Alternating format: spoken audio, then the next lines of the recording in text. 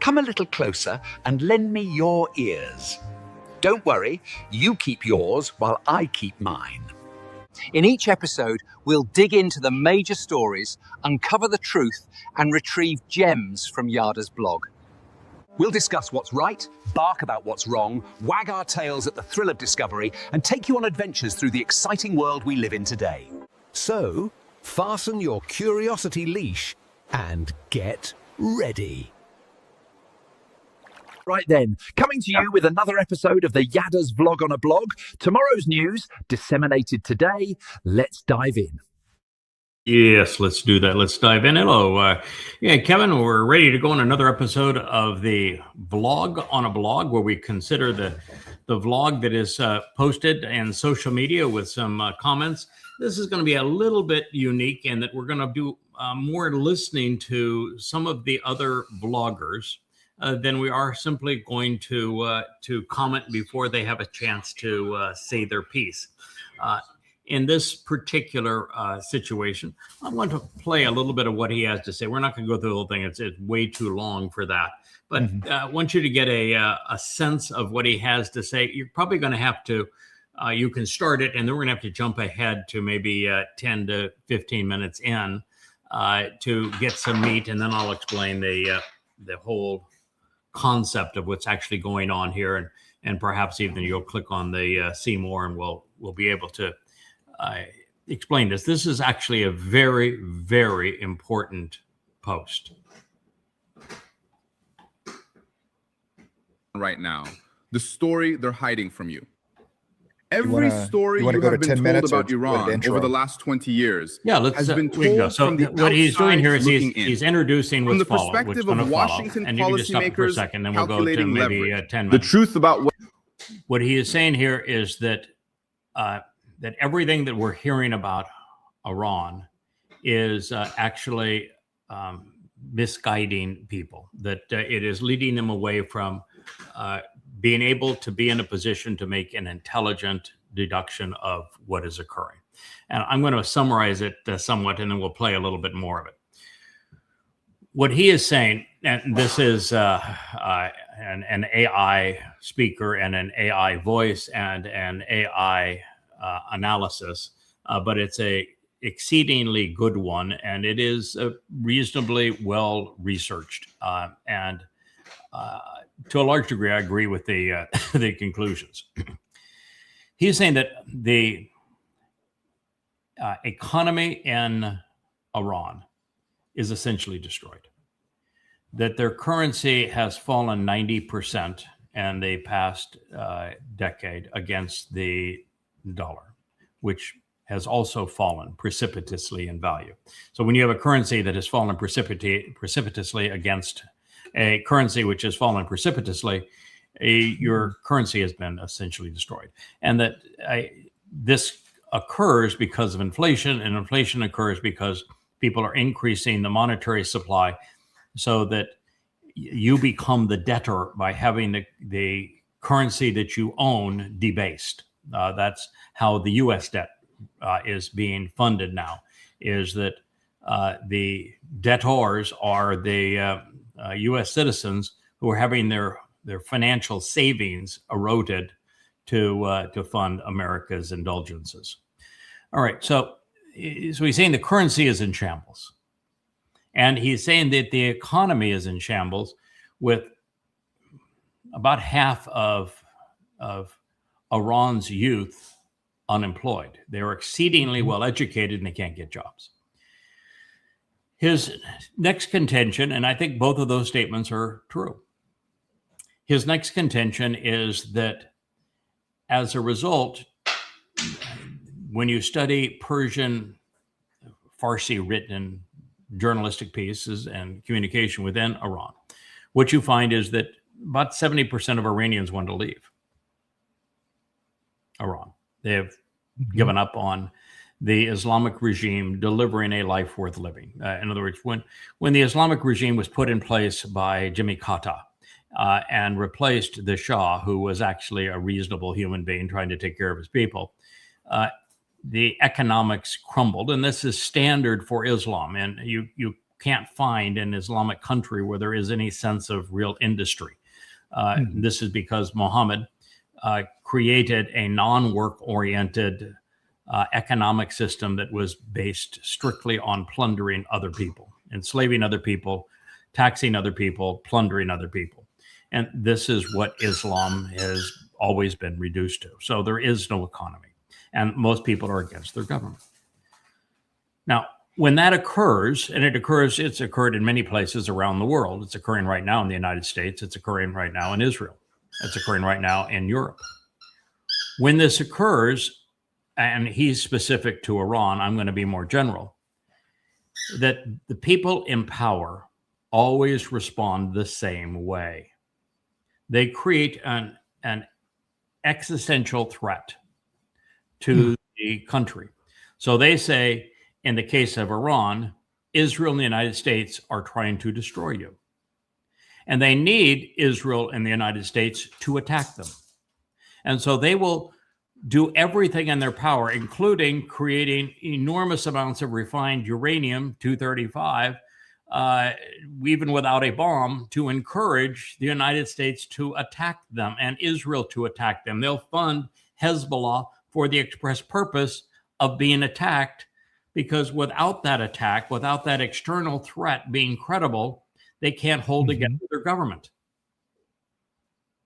This is a part of this psychology of almost every dying country. Universal. And it's happening, and it's for the last 47 years has been an occurrence in Iran. The Islamic regime cannot create conditions that are conducive to the benefit of the people of Iran. True of all Islam. And so all they can do is say, Israel and the United States are trying to destroy you, and we need to galvanize together to defend our homes, our people, our way of life. And what that means is that by attacking Iran, rather than precipitating regime change, the United States and Israel solidified the regime. Had they not attacked Iran, the regime would ultimately have fallen. I'll talk about putting Israel and the United States in a stupid position where they did exactly what they should not have done. Yeah, that they were on the ropes. They were on the ropes. All you have to do is nothing. And yet you turn around and you try to come in with this big win, with this Operation Roaring Lion and Operation whatever, to say, hey, no, we changed the, you thought it was going to be an easy knockout. We changed the regime. It didn't fall on its own, right? Correct. And because you want we galvanized the support of the regime that didn't previously exist. Exactly. The other thing that he makes is a valid point is that there's this misconception that the Islamic Revolutionary Guard Corps is strictly a militant organization. They are not. They are essentially the government of Iran, and they are the primary drivers of the economy of Iran. And they own most of the industry in Iran, and they have made their industry the military industrial complex, and have garnered enormous amounts of wealth, even under sanctions. And all that the U.S. sanctions have done is impoverish the average citizen, hurting them, but not the Islamic Revolutionary Guard Corps. They're creating a larger distinction between the force that they're trying to stop and the people that they would like to rise up against them. We're actually creating a situation where we're making it impossible for the average citizen to rise up against the Islamic Revolutionary Guard Corps, because we're enriching one while depriving the other. Again, counterproductive. Yeah, it blew my mind that I mean, I knew that the Iranian dinar, what I think is their currency, was low, has been losing value. But I mean, to suffer, this is like in the last year, 45% inflation in Iran. In one year. That's in 1 year. 1 year. That's not, but that is what America, by the way, that's what America's headed towards too. Sure. Yeah. So there are 2 points here. Point one is that the U.S. and Israel accomplished the opposite of their intent. Mm-hmm. That is how foolish Trump and Netanyahu were. They accomplished the opposite of their intent, and they were played into that position. That Iran deliberately played them into that position. Mm-hmm. Because it was necessary to solidify the government. Without that, the government would have toppled. So that just shows just how lost Israel states are. The second part of this is it's not limited to Iran. It's the exact same thing that's going on with Europe, with Russia being the boogeyman. And since they can't get Putin to be the boogeyman, they're sending their drones and intelligence to Ukraine to demolish Mother Russia, to give Russia no choice but to attack Europe. And it is only by attacking Europe that the governments of Europe can stand. Mm-hmm. That's being played exactly the same way. Now, the difference is it's not Russia that is playing the game. It's Europe. Mm-hmm. Now, the next part of this is, guess what game Trump is playing? Same damn game. Yeah. He is doing everything he can do to have wars everywhere, to blame everybody but himself, and therefore to create this sense that MAGAs must galvanize around him to protect their homes, their families, their livelihoods, and everything that the immigrants are trying to destroy America, that the Iranians are trying to destroy America. Yeah, he claims that if it wasn't for him, that Israel wouldn't exist because Iran would have a nuclear bomb. It's exactly the opposite of what he claims. But this same strategy is at play in America, and it's going to get worse because America no longer has anyone to buy its bonds, which means the only way that the American deficit, where they're turning over about 3 to 4 trillion and debt each year, plus adding a couple of trillion, so it's 6 trillion that they must refinance every year, and no one wants to buy U.S. bonds. So the only thing they can do is quantitative easing, which means that it is Americans that are essentially buying the bonds by having the value of the dollar destroyed. So your price for continuing your country in deficit spending is the destruction of your savings. Oh, absolutely. They're going to hold it together by creating external enemies, which is why Trump is positioning himself as the new Genghis Khan, as the new Julius Caesar, as the new Alexander the Great and Napoleon. That is why he is presenting himself that way, is he needs to go to war with the world, for the world for Americans to put up with this nonsense and the destruction of their currency and economy. That's a very profound insight that if listeners will pay attention to, you'll know that there's only one solution for this, and that is for them to return to Yahweh and to accept Yahweh's approach to the covenant. That's it. This is game over for the world. Oh, absolutely. That is the only long-term solution. And when I say long-term, I mean 7-year long-term. Okay. I don't mean, a 30, 20 year plan here. The only long-term solution is yada, yada. Okay. Yeah. The short-term solutions are be able to feed your family and be able to be in a position where you can stay out of big messes. Yes. But hunker down. And we can play a minute of this from further into the presentation. But what I want our listeners to know is that the President of the United States and the Prime Minister of Israel were played into the achieving the exact opposite of their pronounced intent with Iran. What is happening inside Iran right now? The story they're hiding from you. Every story you have been told about Iran over the last 20 years has been told from the outside looking in, from the perspective of Washington policymakers calculating leverage, from the perspective of Israeli military planners assessing threats, from the perspective of European diplomats trying to manage a relationship that has never been manageable on the terms they wanted. Nobody has told you what is happening inside Iran right now. Not because the information does not exist, but because the information is complicated.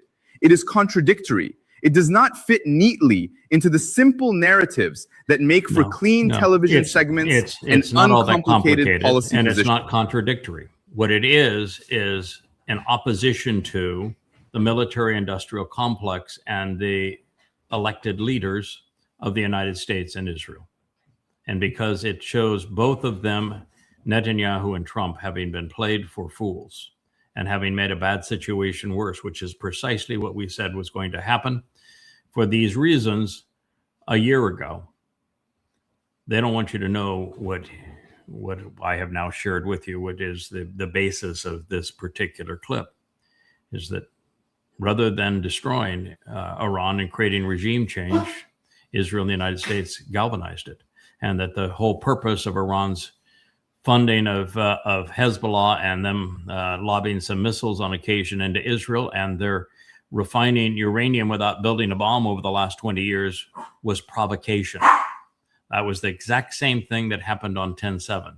10/7 wasn't to invade and occupy Israel. It was purely provocation. They wanted to play Israel into doing something that would be destructive for Israel and beneficial for them. And that was to destroy Gaza, turning Israel into a position where they're the pariah of the world. And in this case, it was to attack Iran, which put Iran in a position where it grew to dominance in the region, destroyed America's presence in the region, came to control the Strait of Hormuz as a result, but galvanized a population of nearly 90 million people in favor of a government that they previously despised. And essentially made Iran sanction proof now. I mean, there is no going back to the days of when we can impose anything on Iran. Correct. All right, so that was an interesting piece, and we have it now at yadayah.com. You can play it there. I would encourage you doing so, and encourage you adding comments. If you think he's wrong, prove it. I think he is right on most of his conclusions. Occasionally, he stumbles on his tongue. He doesn't know that it is Islam that has made Iran such a horrible place to live, and that why it has no economy. It's just the nature of the beast that Muhammad created, and it is not actually complicated, and it is not contradictory. It's simply in opposition to the mantra of Trump and Netanyahu, and that's why you're not hearing it.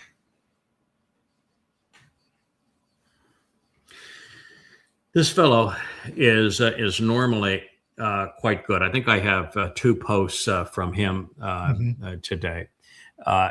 He has one that is later one that he is not very good on, but on this one he is exceedingly articulate, and he is a very bright fellow economically.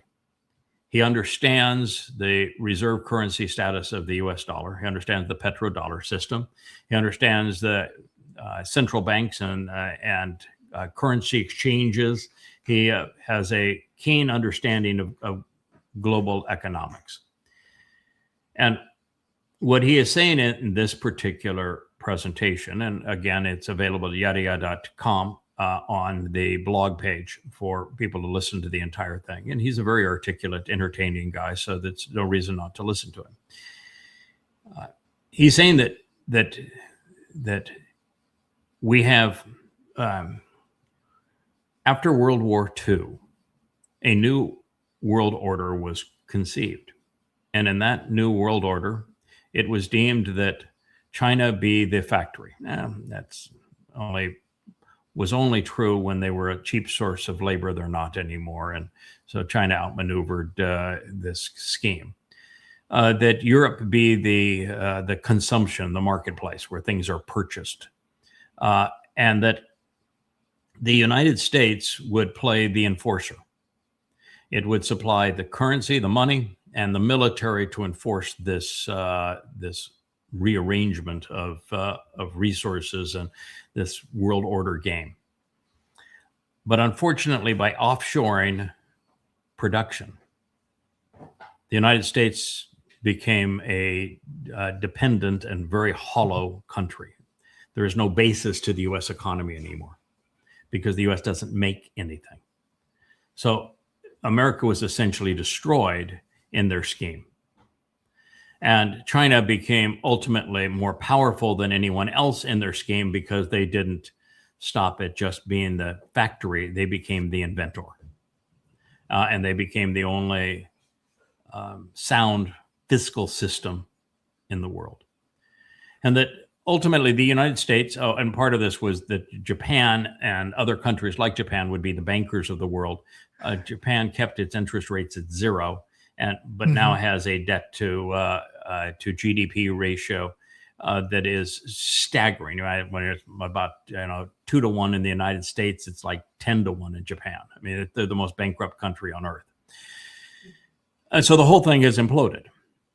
And now the petrodollar system is decaying, so that China is disgorging, as is Europe, as is Japan, U.S. Treasury bonds. And the whole petrodollar system was that we provide the military might to enforce this plan, where you're destroyed if you step outside of the lines, and you are rewarded if you play along with the game. But the problem is that the U.S. military has faltered tremendously, and the U.S. has weaponized its currency so that it's no longer a safe bet. So all bets are off, and this Iran conflict devastated the whole plan, so that there is no one to buy U.S. debt. And with no one to buy U.S. debt, he ends it by saying what I've just said previously, that America's debt is now funded by them robbing you of the value of your savings. Yeah, we can't offshore it. Yeah. So that's it. Your savings is destroyed because the dollar is very quickly going to become worthless. Yeah, something that I didn't quite understand in this is a couple points. The first one is I didn't understand where Japan fit into this, because you have China. This is post World War II. You have China that was liberated from the Japanese threat, right, during World War II.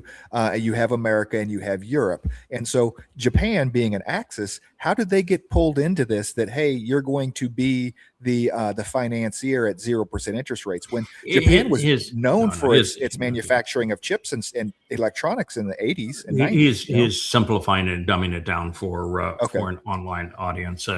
As I said, China really didn't volunteer to be the manufacturing base of the world, and China, of course, has outsmarted everybody by being the innovator of the world and now dominant in that role. And Europe didn't volunteer to be the consumers, and U.S. didn't volunteer to bankrupt its own system by not making anything and offshoring everything. And Japan certainly didn't anticipate having a debt to GDP ratio of 10 times, being the most bankrupt nation on earth by a long margin. But it is true that Japan has offered zero interest rates loans for a long time. So it's really an interesting situation, the way it has all played out. So he's really more talking about the way it played out as opposed to the way it was conceived. And so he's wrong and right. Using the term plan makes it very conspiratorial, because you were one of the first people in China, and no one told you, hey, we need you to go to China. This is the plan. No. There was an opportunity there. You saw it, and China had a source of low labor rates, and it was there were certain things that were sent there to be made, sneakers and apparel and things like that. That is no longer the case. Enterprise zones changed all of that, where China became the industrial base of the world now. It's not just a place of cheap labor. In fact, they don't even have cheap labor. It's the industrial and innovative manufacturing base of the world. So it did not play out. I don't think it was planned that way, and it didn't actually play out that way. But he's trying to simplify where the players are and what it has delivered. And in that regard, it's an interesting piece. Jordan Peterson, boy, he's not aging very well. But I would tell you that he needs a mirror in the worst way. We got 2 pieces on Jordan Peterson. On this piece, he is pretending that he is an intellectual, and that as an intellectual, he has a responsibility for using his intellect for the common good, and that's an absolute responsibility of all people like him who are brighter than everybody else. And what I would tell him is to look in the mirror, because what he has done is he has compartmentalized his life. As a psychologist for years, and as a professor of these things, he made a name for himself, particularly by opposing the rest of the industry. And he opposed it most vehemently on transgender.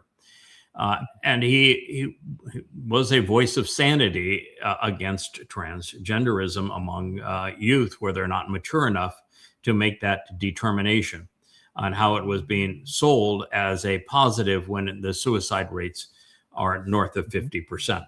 So obviously it is not a net positive. But then he found that evidently there wasn't enough fame, enough fortune, enough influence in doing that. So he became a marketer for Orthodox Christianity. And I watched him make this transition, and was horrified, because he really is an ignoramus when it comes to this. He is thoughtless. He promotes lies and myths. He does not use the same intellect that he used to scrutinize psychology. He shuffles off to the side and promotes all manner of myths related to religion. And it's a travesty. And he becomes nothing but a pure hypocrite. And as I've said here, so why do you compartmentalize your religion and only test the pseudoscience of psychology? Mm-hmm. Why? You're going to make this pronouncement, pal. Man up. And you can't. And you haven't. Yeah. And it's disgraceful. This one's short. If you're a sensible thinker and you're a critical thinker, you should subject your own thoughts to the most intense critical analysis possible, knowing that if you put forward second-rate thoughts, you'll act them out, and that will cause you no end of grief. And partly what we're supposed to do in university is teach people to subject their own thoughts to a multiplicity of critical perspectives, so that there's nothing left but wheat, right? So the chaff disappears. If you're chaff disappears, of course, is a religious concept. But the fact of the matter is that in psychology, which is a pseudoscience, not a real science, there's no real testing. There is no testing in psychology. That in that pseudoscience, he will at least try to apply evidence and reason, even though it's a pretend science. And in his life now as an influencer, he doesn't do any of that. He does absolutely no critical thinking pursuant to the absolute fraud that is Christianity. Any critical thinker who examines the Christian New Testament will immediately recognize that it is fraud. He can't seem to do that. So he ought not be promoting something that he's a pure hypocrite regarding. Yeah, you can't take that one aspect of your life and this thing that works so well, critical thinking, literally thinking about your thinking, okay, and not apply it to every possible part of your life, because it works so well here. Why you should apply it to everything, right? Religion comes up and it's all just the feels, man. It's just faith. You know, it gives me a warm fuzzy, and it's like, no. I had a long talk with Perry this morning. We were talking about reason.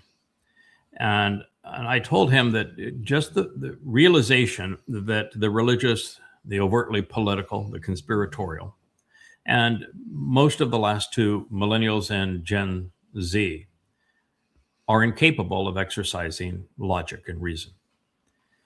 But even if you could resolve that problem, and it's too late to do so, and with the religious and overtly political and conspiratorial, there is no chance of ever resolving it under any circumstances. There is yet another problem, and the other problem is as big as the lack of logic in people's thinking. And that is that we are now awash in information. And the overwhelming preponderance of people have no filter. They cannot tell what is trustworthy, what is questionable, and what is completely fraudulent. And on social media, you're seeing the fraudulent and the questionable dominate with the algorithms and be mixed together such that it's so much bad information that without discernment, it doesn't matter. Even if you were to try to think about it, it's you're going to end up with nothing but garbage soup, a cesspool. And so I think the biggest problem in our society is that between the media, religion, politics, and academia, we've rendered 2 or 3 generations incapable of filtering the information base itself to discern what is reliable, unreliable, and what should be questioned. And then we have completely, for at least 3 generations, we have completely ignored the skill set known as logic, as the exercise of reason, debate fallacies, rational fallacy. People don't have any concept of what they are. Here's a man that can't apply them either.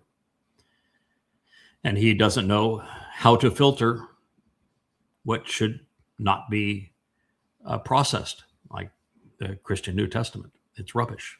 It's totally has to be rejected.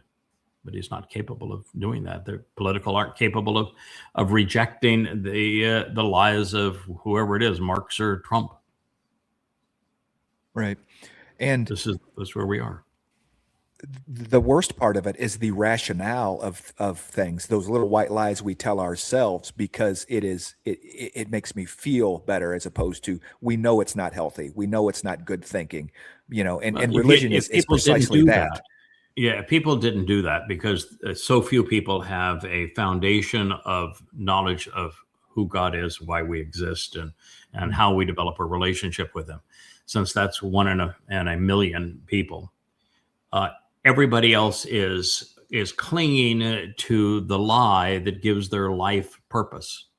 And to examine that lie is beyond their capacity, because it would completely destroy everything they believe, even the very essence of who they are. And so they have no capacity to even begin this process of moving away from or out of the swamp that they have been placed within. And after a while, you don't even know it stinks. Yeah. In our program, we call that hitting rock bottom. You have to hit rock bottom before you can, kick off the bottom and go up, you just find that. I think that the overwhelming preponderance of people, 8 billion people in the world today, you're going to find that fewer than 10,000 of them are going to recover from hitting rock bottom.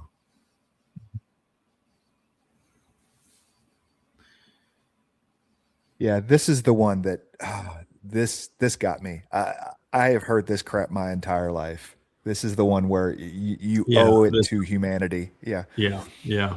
And he's just not. He's a fraud. And it's just a shame that, in fact, I would say that of the popular influencers now in social media, they're all a fraud. They all think their own shit doesn't stink. They all think that they're shining exemplars for the world. And yet they got nothing. There's not one of them that has ever accomplished anything in their lives, including this fellow. They've never made anything. They've never hired people to manage a business. They never sought investment, tried to create a return on that investment, never written a business plan, tried to carry it out.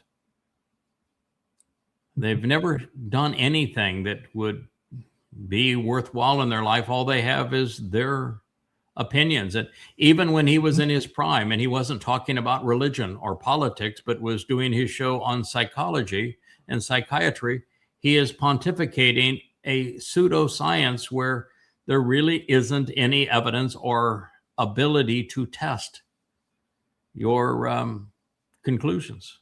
We're going to get to a woman who wrote a very extensive paper on antidepressants and serotonin. And she has proven that there is no correlation between serotonin and depression, and that there's no causal link between them. And therefore, 100% of the industry of antidepressant drugs is faulty. We're giving people things that all they're really doing is deadening their empathy. Nothing else. Yeah, he goes into here this socialistic idea of each to their ability, that if you're intelligent, you're smart, you owe it to humanity to use that. And I tossed that tripe out when I was 19 years old. I'd been told enough in high school about what you needed to do with your life, and it's like, for me, I just wanted to eat, drink, and be merry. Yeah, this is the tripe of Marxism. This is the tripe of collectivism. This is the tripe of religious institutions like Roman Catholicism and Orthodox Christianity and the megachurch mindset, that certain individuals think that they're superior to others, and they begin to spew an agenda that is suited to them for popularity, fame, control, sex, money, whatever it may be. And that's what they do. And it is the essence of Marxism, where those who have never run a business, never been productive in their lives, claim that they're smarter than the people who have done these things. Therefore, they should be in charge of those things. And when you put the people who are smart but unexperienced in charge of such things, you destroy all things. There you go, Jordan.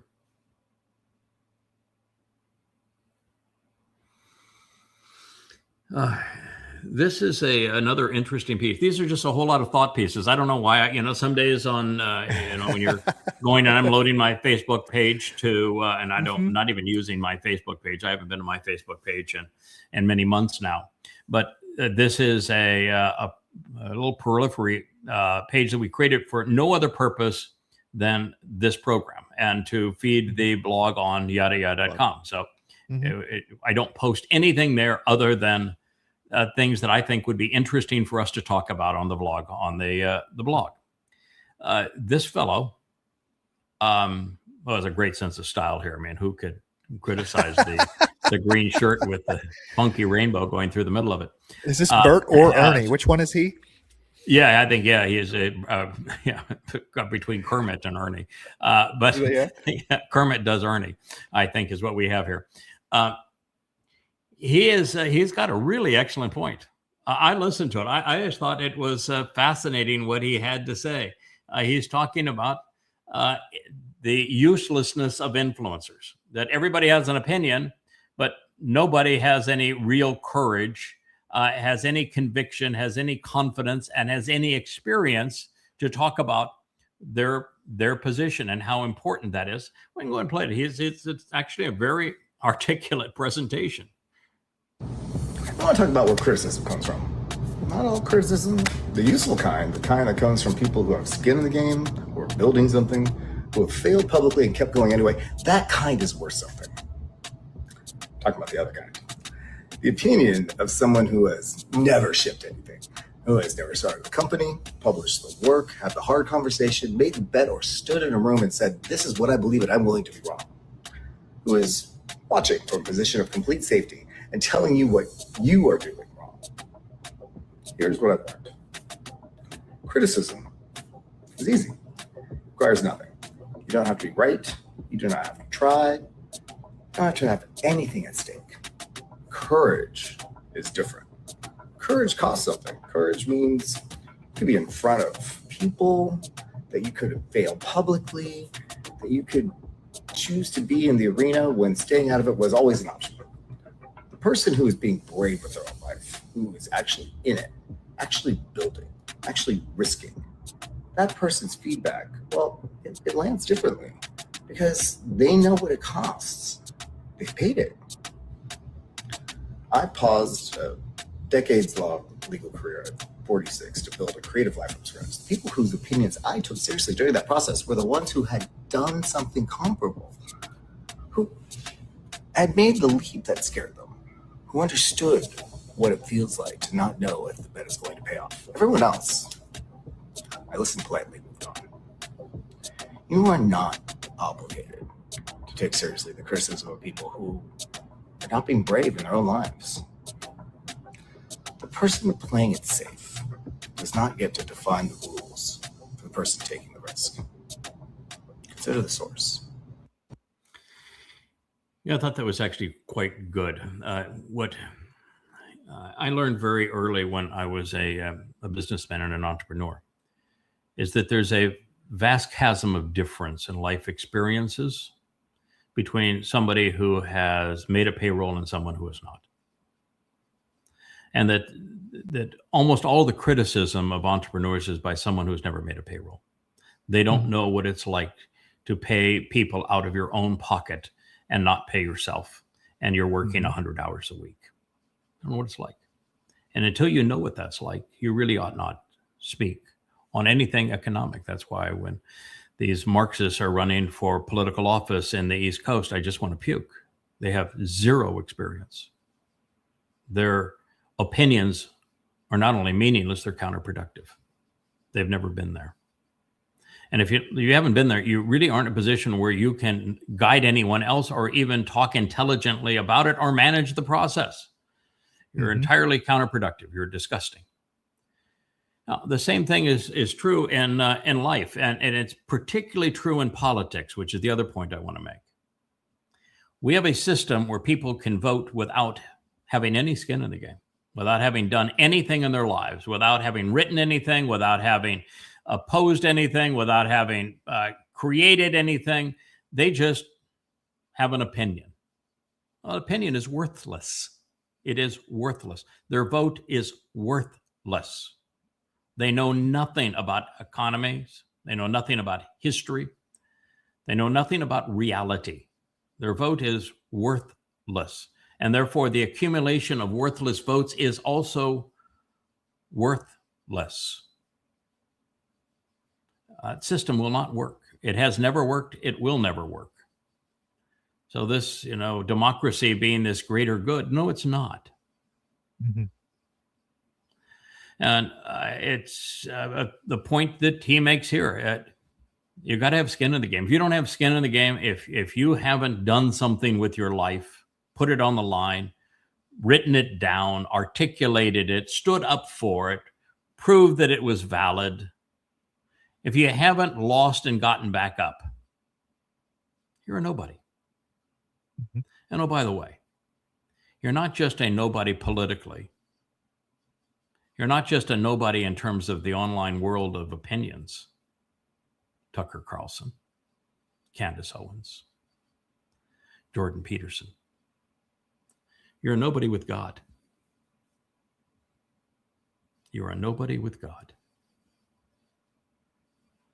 So he's gone a long way from a lawyer with a $1,000 suit and a Hermes tie to Kermit meets Ernie. But the intellect didn't leave that mind. And to his credit, he's got his hat turned around the right way.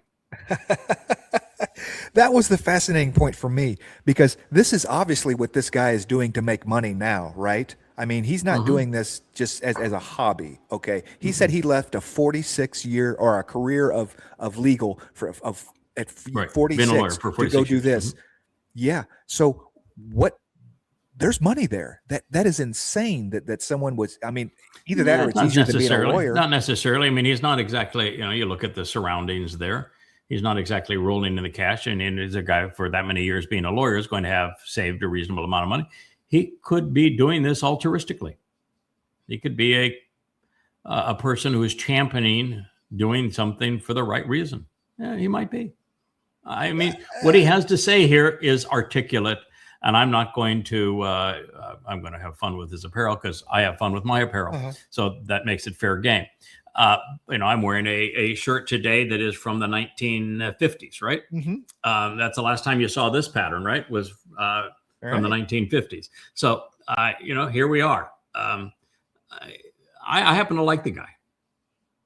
Right. I think he's onto something. not having an altruistic bone in my body, I cannot understand altruism. So I'm going to be a skeptic on that side of things. I think that this guy's going to at least be knocking down, or hoping to be knocking down, $20,000, $30,000 a month on YouTube. So, well, here's a quick refresher on altruism. I've spent the last 25 years devoting 100 hours a week, 14, 15 hours a day, 7 days a week, writing, speaking, while spending my own money to present what I am writing and speaking, and giving everything away free because I know it's in people's interest. You can't get any more altruistic than that. This is true. So it exists. Ad olam, eternally grateful for it. I will never understand it. Let me just put that. There you go. That's fair.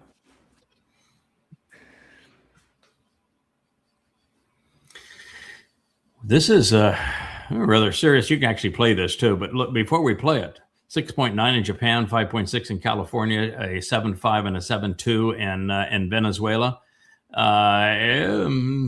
Ring of Fire is a little unsettled at the moment. I think, and I don't What's think it's more the interesting 24 hours, is Venezuela is a completely different plate. Venezuela is close to, but it is not on the Ring of Fire. So that's what I found interesting about all of these. What's actually interesting is the Caribbean plate, because of the north of here by 20 miles. The sea plunges to depths very seldom seen anywhere on our planet. So there's a lot of plates around the world, but it's not very far, of course, from the Ring of Fire. But Pacific, nevertheless, the earthquakes are quite prevalent. Now, my thought here is, of course, when you think of increasing earthquakes, most people go to the Olivet Discourse, where they don't know it's called the Olivet Discourse, but where these are the birth pangs. And the thing I want to point out is that there are two sections of the Christian New Testament that were not written by any of the doofuses that were the proponents of Christ. One is the Sermon on the Mount, which is the single most anti-Christian thing maybe ever spoken. And the second is the Olivet Discourse, which says if anybody claims that they're the Christ, shoot them. They're a fraud. That is not true. And it speaks of a perspective on Jerusalem. And both of them were spoken by Dowd, who's the actual Messiah and Son of God. And they were both spoken to the Ebonim, who are essential characters that are prophetically portrayed all the way through the Torah, prophets, and Psalms. And so this megos seismos that was part of that, wasn't spoken in Greek, of course, was spoken in Hebrew and recorded in Hebrew, by the way, on the Ebonim, is a prophecy of none other than Dowd. You can play this. I think this one's a video.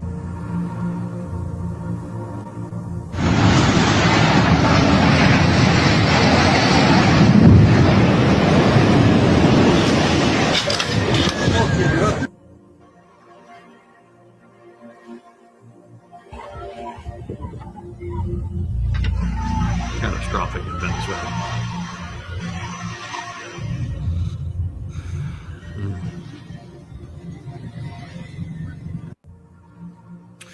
After Hugo Chavez and Maduro and their Marxism, and now by Trump piracy, that is a really, really rough place to be. I feel sorry for the Venezuelans. Partly they did this to themselves, and partly they allowed Trump to do it to them. Trump could not have kidnapped Maduro or hijacked the government without being able to bribe everybody around Maduro, which is what the CIA essentially does. And right now the CIA has a different form of bribery. It's the same form that the mafia always used. Now that we've killed your superior and we've elevated you to power, we've got a deal for you. You play along with our deal and obey the Godfather, and we allow you to live. And we're going to cut you in on this deal. And you don't, we'll kill you. That's Venezuela today. Yeah. Just with the catastrophe. I mean, I saw late last night that it was over 60,000 people unaccounted for. And that's just the ones that they know are unaccounted for. They have a website set up where if you're looking for your family or can't find to kind of, without a government. And that's probably what's. They have no government. I mean, this is a country where their government was stolen from them. It was a crappy government, but nonetheless, it was their government. Their government was stolen from them. Their only source of revenue is stolen from them. And this is happening to them. I mean, imagine the desperation. How many thousand, you say 60,000 people unaccounted for? Yeah, it's devastating.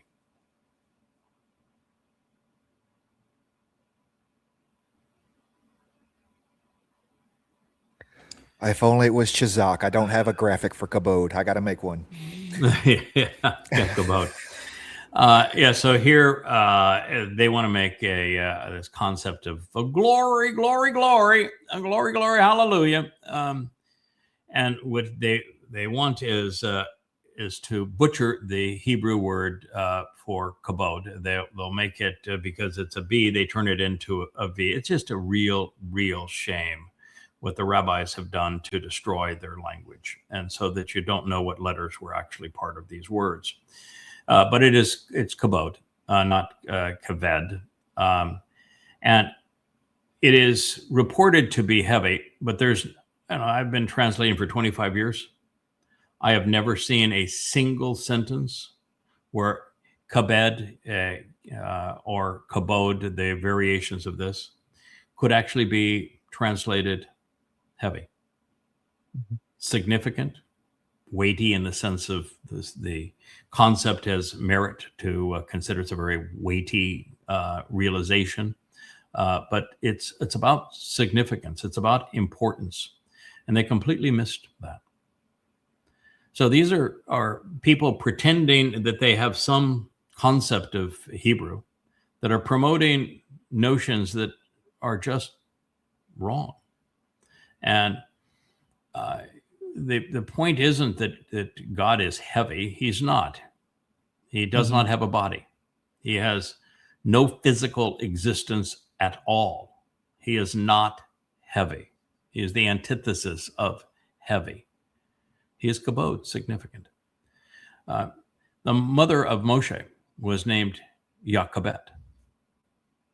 Means Yahweh is significant, or more importantly, that she was significant to Yahweh. When Dowd was criticized by one of the many women in his life who were contrary to him, and she said that you are demonstrating that you have no kabed with Yahweh. You are not significant to Yahweh as you claim. And he says, well, then let's go ask the Amma if I'm significant or not. Profoundly important things to understand what this is all about. And significance, being important, being valuable, being able to carry influence is the antithesis of the religious concept of humble and meek. Humble and meek is the far extreme of being weighty and significant. There were interesting stories in this that they have got to be Talmudic, because for them to continue to go on that their rationalization, their telling of kabod being weighty, they talk about Yah being in the tent and the. Well, they don't talk about Yahweh. This is strictly this is Hashem maybe. Yes. Exactly. Yeah. No, they don't say Yahweh. No, absolutely. But there's stories they bring out, talk about gravity and all these other, and it was like, it's Kabbalah and Talmudic stories. They're even their spelling of the word removes it from the Torah and takes it into the Talmud.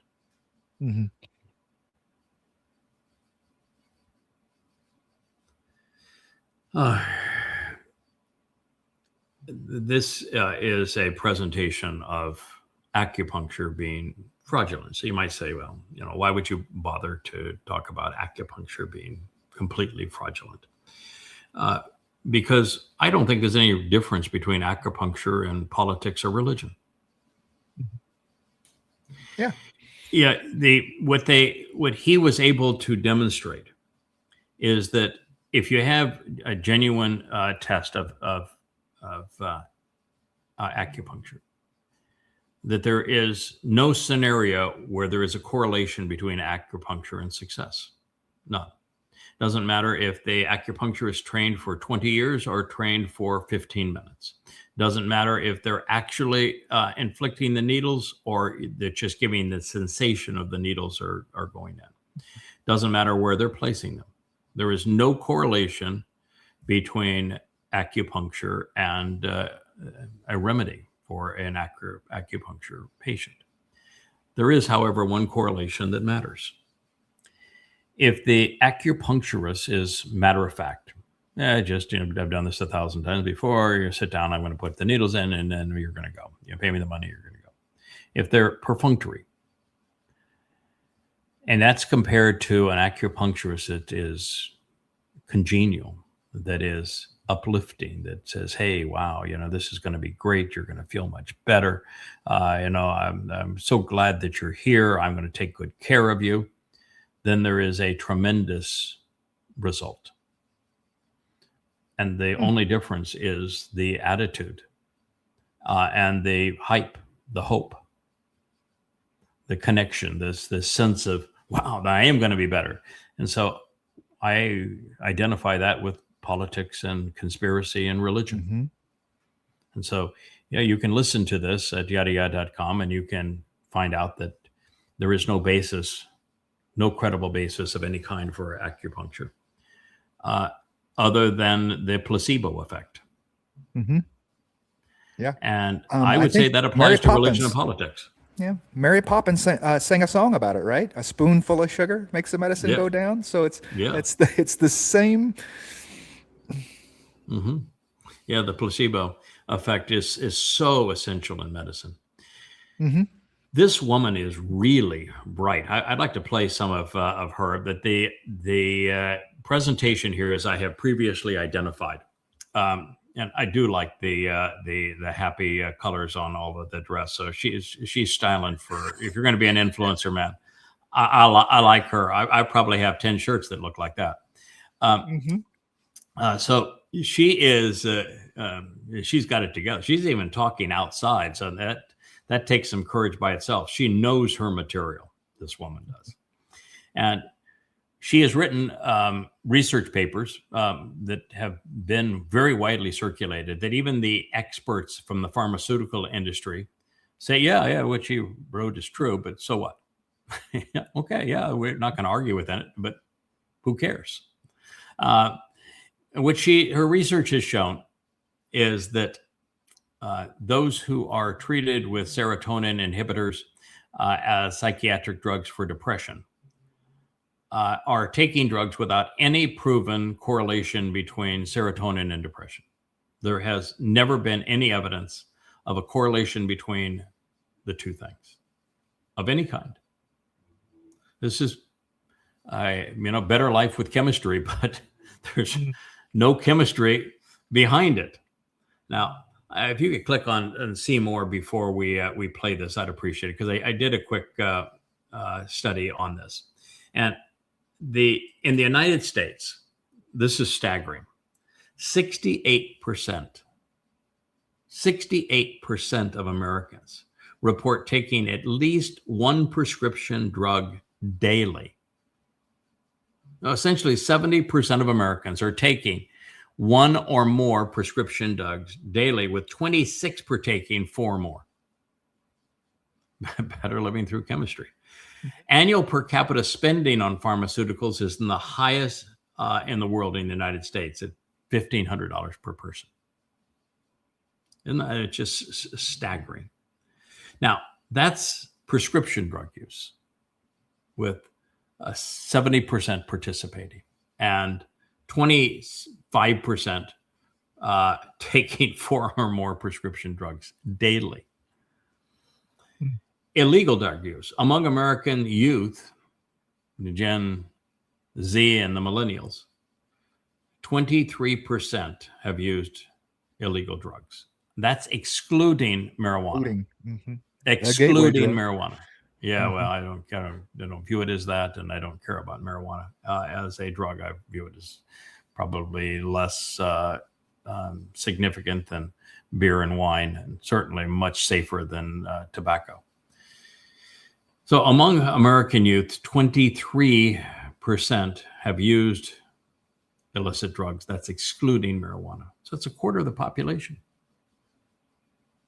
So a quarter of the population is using illegal drugs. 70% of the population is using prescription drugs.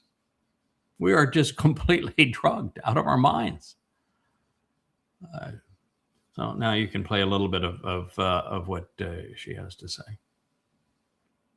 There has been a substantial, to my mind, medical scandal going on over the last few decades, which concerns the mass prescribing of a certain class of drugs, namely antidepressants, which do little good and can cause substantial harm to some people on the spurious grounds that they work by correcting an underlying chemical imbalance. Almost 20% of the population of England take an antidepressant, and almost 1 in 4 women are currently taking them. Many millions of those people have taken them because they believed that a link between serotonin and depression had been established and that antidepressants worked by correcting that. Most people in the psychiatric community and the research community have known for many years that the evidence that there is a link between serotonin and depression is actually very weak. And so a few years ago, I got a team together to look at all the modern research on serotonin and depression.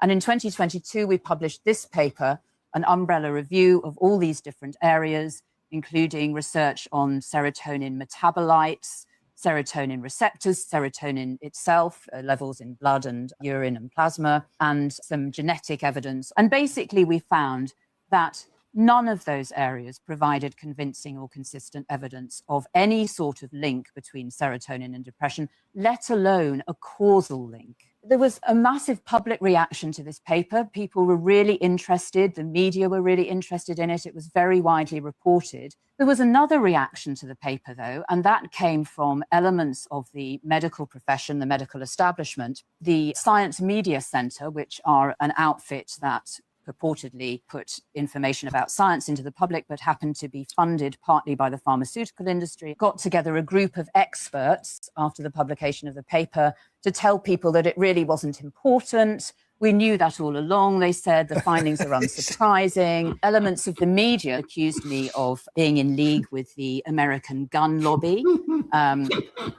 which was a surprise to me. One of the most common responses after the publication of our paper was that antidepressants work and it doesn't matter how they work. And I would say that this is false on 2 counts. Antidepressants don't work, or certainly don't work very well. I'll come on to that in a minute. But it seems to be more importantly that it is very important how they work. If you are told that antidepressants are correcting some underlying abnormality in your brain, then of course it makes sense to take them, other things being equal. If you are told that these are drugs that change your brain chemistry, numb your emotions, and may therefore suppress what you're feeling, it seems to me that's a very different prospect. I've been saying for a long time that the way that we understand not just antidepressants, but all the drugs that we use in mental health problems is mistaken. There has been... Okay. You can tell I like her. This is the kind of individual that I have the most respect for. She's done her homework. She has so much knowledge that she's not afraid to stand up and tell people the truth. And she is going against one of the most profitable elements of society here. And she's doing it brilliantly, boldly, with great confidence. This is really a beautiful thing to listen to. A woman with skin in the game who has put in the time to know her craft and has the courage and wherewithal to tell people the truth with no financial benefit. Here, she is altruistic, my friend. She's a professional, and she has taken an oath to do no harm. I'm sure that she is medical degreed in some way, so she's still getting paid. She's a professional. I mean, he's tough. Tough audience, man. Wow, what a tough audience. This is worth seeing because of both the truth that it reveals, that what's happening right now with Muslims marching down the street is happened multiple times before to Jews. It is a travesty that is promoted under the symbol of that six-pointed star that is purely pagan and is a badge of shame for Israel. And it is a further travesty that Israel is being bombarded by something. This is a very slick production. Bombarded by the idea that Judaism and the phylacteries and the praying to the stones on the wall is a solution, when in fact Israel is now in the midst of the single most vicious attack in its history. Rather than having found the solution in Judaism, no, they're about to undergo the assault of the world because of Judaism. And so this is a very slick piece that begins right, although the symbolism is bad, and ends hideously wrong. I think it's worth playing.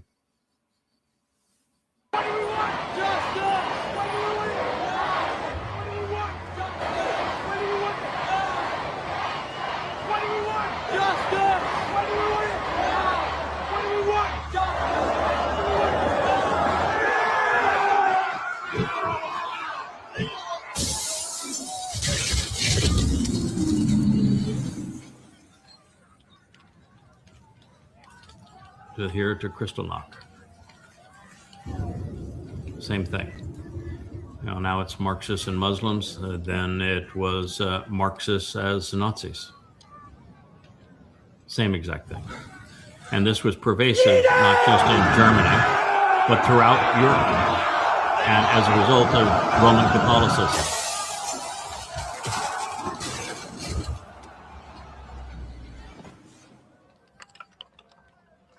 And this was the Rome of Roman Catholicism.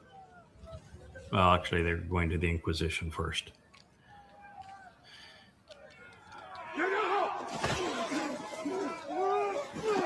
There was no six-pointed star during the Inquisition, by the way.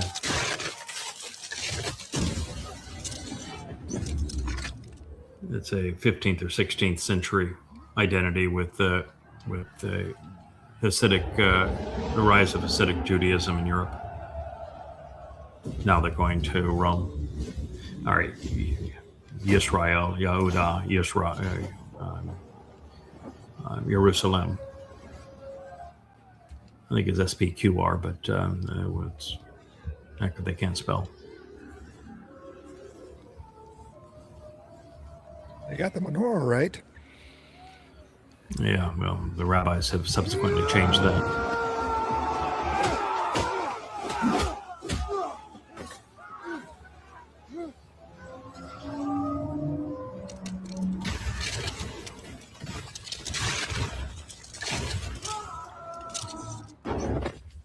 This is what's so hideous. He's got his Greek beanie cap on. He's got his rabbinical Bach boy. And they're praying to the stones that a pagan man laid.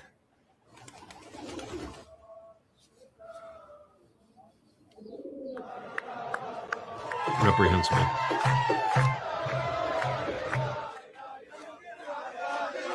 It's not the solution. You're going into the time of Jacob's troubles. If you read your prophets, you'd know that was the case, and that the single greatest deception that has ever been placed on Israel is Judaism. No, ain't the solution, pal. It's the problem. Oh, that was worth seeing. It's gut-wrenching in how wrong the producers were. How right they were to say that these things have all happened before. And how wrong they were on where Judaism has taken Jews today. To their demise. What did they leave out? They left out the Hezekiah scene, didn't they? There was no Hezekiah scene of them throwing Tethyllium and religious crap out of the temple, was there? Or out of Jerusalem, was there? I returned to Yahweh, returned to the Torah. Nope. They didn't when 185,000 of the most well-armed and disciplined warriors on the planet had surrounded them. I mean, think of the difference. On 10/7, you have 4,000 Muslims and tenny rompers walking through a fence, most armed with nothing but giggles. And they devastated Israel, played Israel into a horrible mistake. And when Hezekiah was defending Israel with the Torah and celebrating Pesach, Matzah, and Bakurim, by ridding all of Yehuda of all religious artifacts, everything that was religious related. There were 185,000 of the best armed soldiers in the world. And God took care of them, eliminated every single one of them with one malach at night. What a difference. A lesson lost on them. Yahweh? Yeah, Yahweh's lost on them. The prophets are lost on them. All they've got is their God-forsaken Talmud and the religious mumbo-jumbo that has brought them to this horrid place and at the time of Israel's troubles. Shame.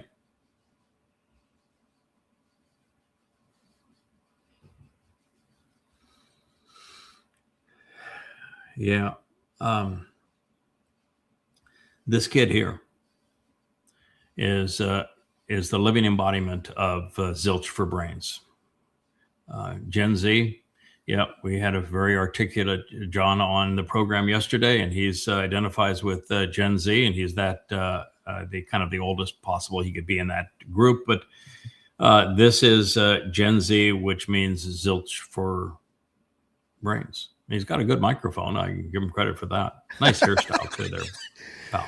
What about the shirt? Can we get a call on the shirt? I think good black shirt is signifies seriousness. So I've got no issue with the wardrobe or the microphone. I'm not very fond of the hairstyle, but the fact of the matter is the problem is that he has zilch for brains. Play a little bit of it.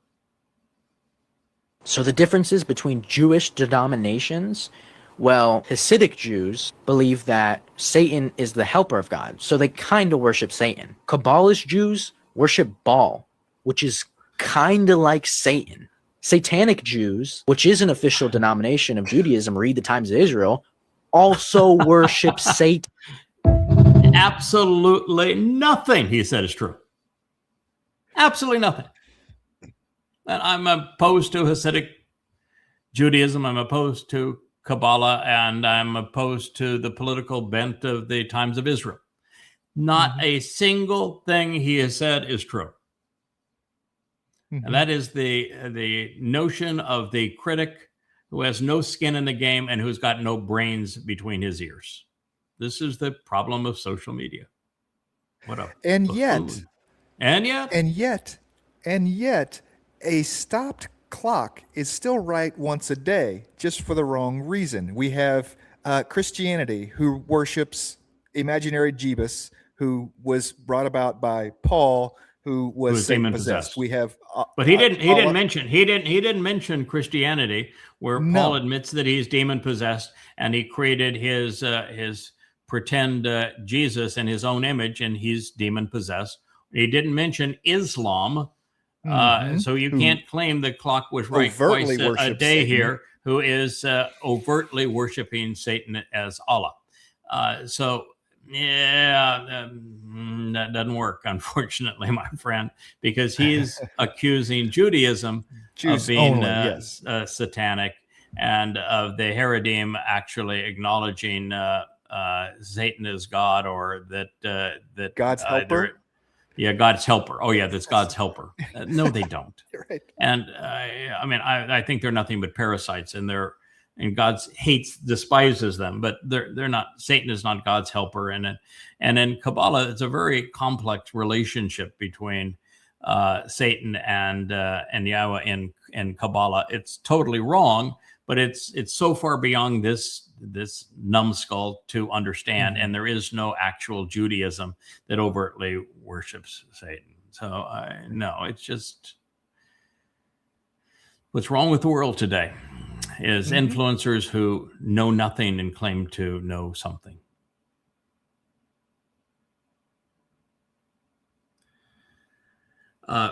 This guy, we don't even have to play him. He's just typical Christian scum.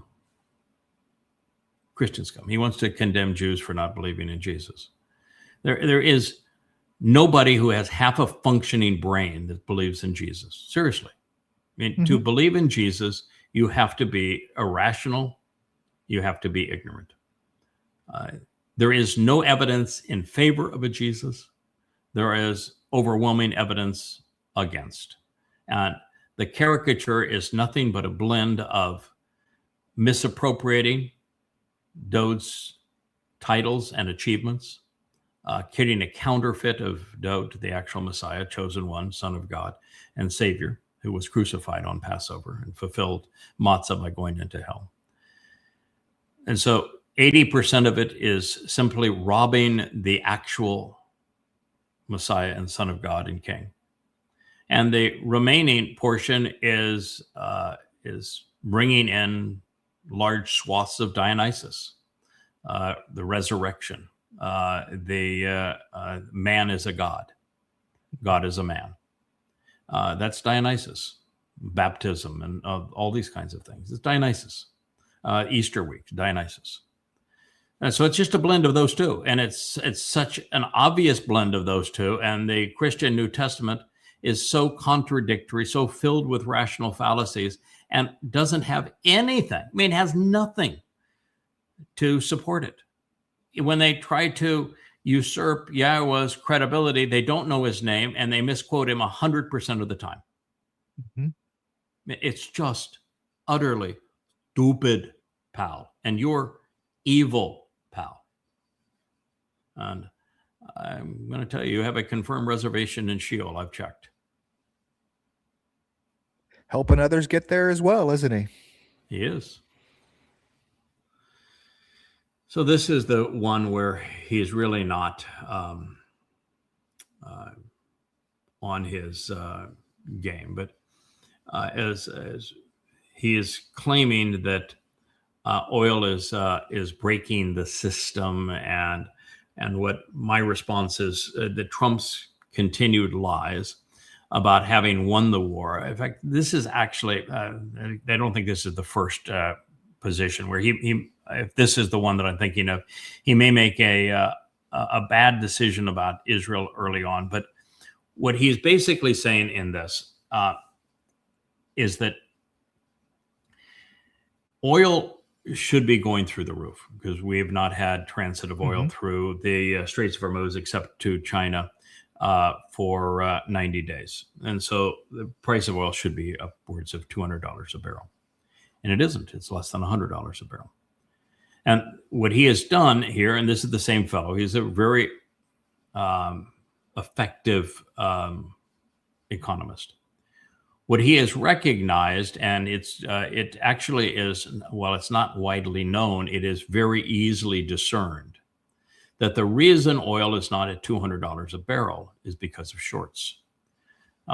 If you don't know what a short is, I can tell you that it is actually devastating to economics. It shouldn't be allowed in the market. It will absolutely destroy the value of something, and do it strictly by the manipulation of money. And so to keep bent crude futures from rising to the natural level, Trump has a cadre of wealthy individuals, his own family, and these tech oligarchs who are part of the Godfather scheme of get rich. They are shorting bent crude futures. But that only works if the price occasionally goes down, so that you short it at a certain price, the price has to come down. Otherwise, you have to deliver and you go broke. So what is Trump doing? He is routinely, some 50 times in this crisis, he's claimed that the strait's going to be reopened, that he's won the war, and that he has an agreement, he has a peace deal. He has claimed it some 50 times. And so every time he does this and he claims he has a deal, the price of crude futures go down, and those who have placed the shorts can remove their positions. Mm-hmm. And then they play the game all over again. And then when they have to come due, he comes up with another lie, and they remove their position. In this way, the futures of Brent crude stay artificially low, and those who are on Trump's gravy train, part of the mafia here, these insiders who are the tech oligarchs primarily, they get filthy rich. They know when they buy on shorting after bad news, and they remove their positions knowing exactly when Trump is going to spew out, I've solved the war, I've won the war, I've cut the deal, the strait's going to be back open. I don't know if you know it last night, but it's definitely not open. The Iranians took out I think it was a British merchant ship, torched it, trying to sneak around to Oman, and they just torched it, said, no, it's not open because you haven't honored the deal. So this is the position that he is articulating here, and you can't argue with him. He doesn't specify who the players are because, well, maybe he wants to continue to live to do this show. But you can play a little bit of this. It's really quite articulate. Why is the paper price of oil still pretty low, especially after we learned that ceasefire talks failed? Oil prices should have gone up, right? But they went down. And the best theory that explains this suggests that someone placed huge bets that oil prices would fall around the ceasefire announcement. In fact, they're doing an investigation into it. Those are called short positions. Now remember, a short position in oil futures means that eventually, when that contract expires, you either close it out or you have to actually deliver physical oil. And the theory is that the ceasefire may have been partially engineered to give whoever placed those shorts one last window to exit their positions before the physical reality makes the paper price really impossible to hold. Chris Martenson said whoever it is that's dumping paper oil futures cannot actually deliver the oil when the time comes, and maybe they don't have any intention of delivering it. Right now, the oil price is being heavily contained and capped by someone. Everybody knows that it's the United States government somehow, either directly or through proxies, has been actively suppressing the price of oil, which they could only do for about another week here before it starts to really blow up on them, figuratively speaking. What that means is someone is selling promises of oil at $100 a barrel, knowing they will never actually produce said oil. They're using the paper market as a psychological tool to calm the market down. But when those contracts come due, when the buyer says, okay, where's my oil? There will be a forced buying event. The entity that sold those contracts will have to buy them back at whatever the market price is at that moment. So if physical oil is at 130 or 140 or whatever it is, that's what they'll pay. That will be a short squeeze. And it's one of the mechanisms that can cause the paper price to catch up to the physical price very, very fast. Now, the next question is, what happens to the market? This is not the first time in US history where there was an oil crisis, because it's happened before. Now, there is a famous saying in investing that says, the past is not a guarantee of future results. Just because something happened in the past doesn't mean it's going to happen again. But they also say, even though history doesn't repeat itself, it does sometimes rhyme. So it's worth taking a look at what history tells us we should expect. Yeah, we can Here's a chart. But yeah, you can cut it here. The presentation here is that this is insider trading. Trump is manipulating the markets for his own agenda, but they are real investors playing this game who have inside knowledge of what he's going to do and say before he does it. And that would include his children, and the oligarchs that he has manipulated around him.